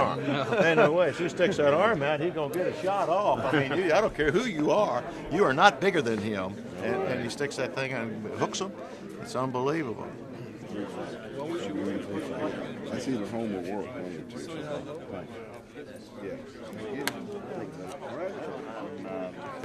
I really, I mean, I'm crazy about it. I've Here you signed go. it, I think. Oh, you have? Let me see. Look if you have. I thought you said you hadn't signed No, it. I went down one row, but I didn't go down the other. But I Yeah, didn't get let's yours. get you right here. Oh my God. You got your football. I want I want the renegade guy. Yeah. You're a miniature Doug Atkins. Hey, He was always in trouble with the suggestions you had to the coaches. He told them to go to hell at all times. Yeah, well, I always wanted. Oh, I to, love it. I love it. I didn't have the guts to do that, man. Just the way you coach your team and the integrity that you put into these boys. Because I work in a community in Bellevue now. I went back there just to give back to the community, and I hear wonderful Coach Hall stories and what a difference he makes. They do make difference. That's why you do this job. It's Yeah, not about yeah. winning football games. It's about the kids. That's right. It is. Well, thank you, sir, Thank you for for being saying so so. true. I appreciate And it. thank you for taking the time to speak to Yes, me. yes, ma'am. Thank Good you, to see sir. you. Uh-huh. Coach Fulmer, I want you to meet my family. This is Griffin, my son. He's 8. Jordan, this is 10. This is Emerson. Nice to see you. That's Marla, my wife. Marla. And the boss of the family, right? This is Emerson. This is Emerson. Emerson, what a beautiful. She turned 4. Children, huh? Thank you. We're blessed. Good. He's got the square jaw and the Yeah. square shoulders. He's going to be one. Don't say that. No. Yeah, he's going to be He can one. play golf. You don't have to do this when you're 50 to play golf.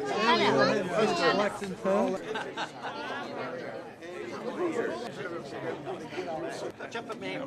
Get them ankles. Get a little more color in them. Get a little more color in them ankles. Bill, your brother, I can remember just like it was today. How old were you? I was 7 years old. He was playing off. Cannon got loose outside. I mean, I could see the players just wanted to pitch sweeps, and they had like 2 blockers in front of him. He played them off, knocked Cannon out of bounds. And then about the next series, Jim Cartwright run a punt back for a touchdown. Intercepted the pass. It was it? Intercepted a flat pass, ran it back for a touchdown. And then they stopped him on the 2-point conversion down there and beat him 14 with Cannon. Bill was a great safety man. He was one of the 3 people that stopped him. Severs, Bill, and Wayne Grubb. Stopped him on the 1 foot line. 1 for 2. I got a picture of that. That's his That's your first game? That was the first game, and from then on, I was coming to Tennessee. You did So a great your job. brother- Your brother that did it. You did a great job. You were a great player.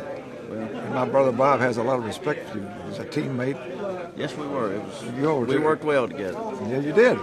But I told Bobby's junior year, he was absolutely the best free safety that I've ever seen play. He's pretty good. Yeah. Well, I'm telling you, no. I'm not going to tell him because I have to put it with me in the Oh, yeah? golf course. Yeah, Bob was a great player. So were you. But but it's just like your family. We believed it meant something to play at Tennessee. Right, sure did. Yep. I mean, it just means it meant a lot more to me than it does to people nowadays, I guess. It was a great experience. I played for 2 great coaches here, and we had a wonderful team, and I had a lot of great teammates, and had a good time living in Knoxville. Well, we certainly appreciate all your next time, contributions. Eddie, always good to see you, and that's you. Take care of Judy. Yeah, I'll take care of her. Okay.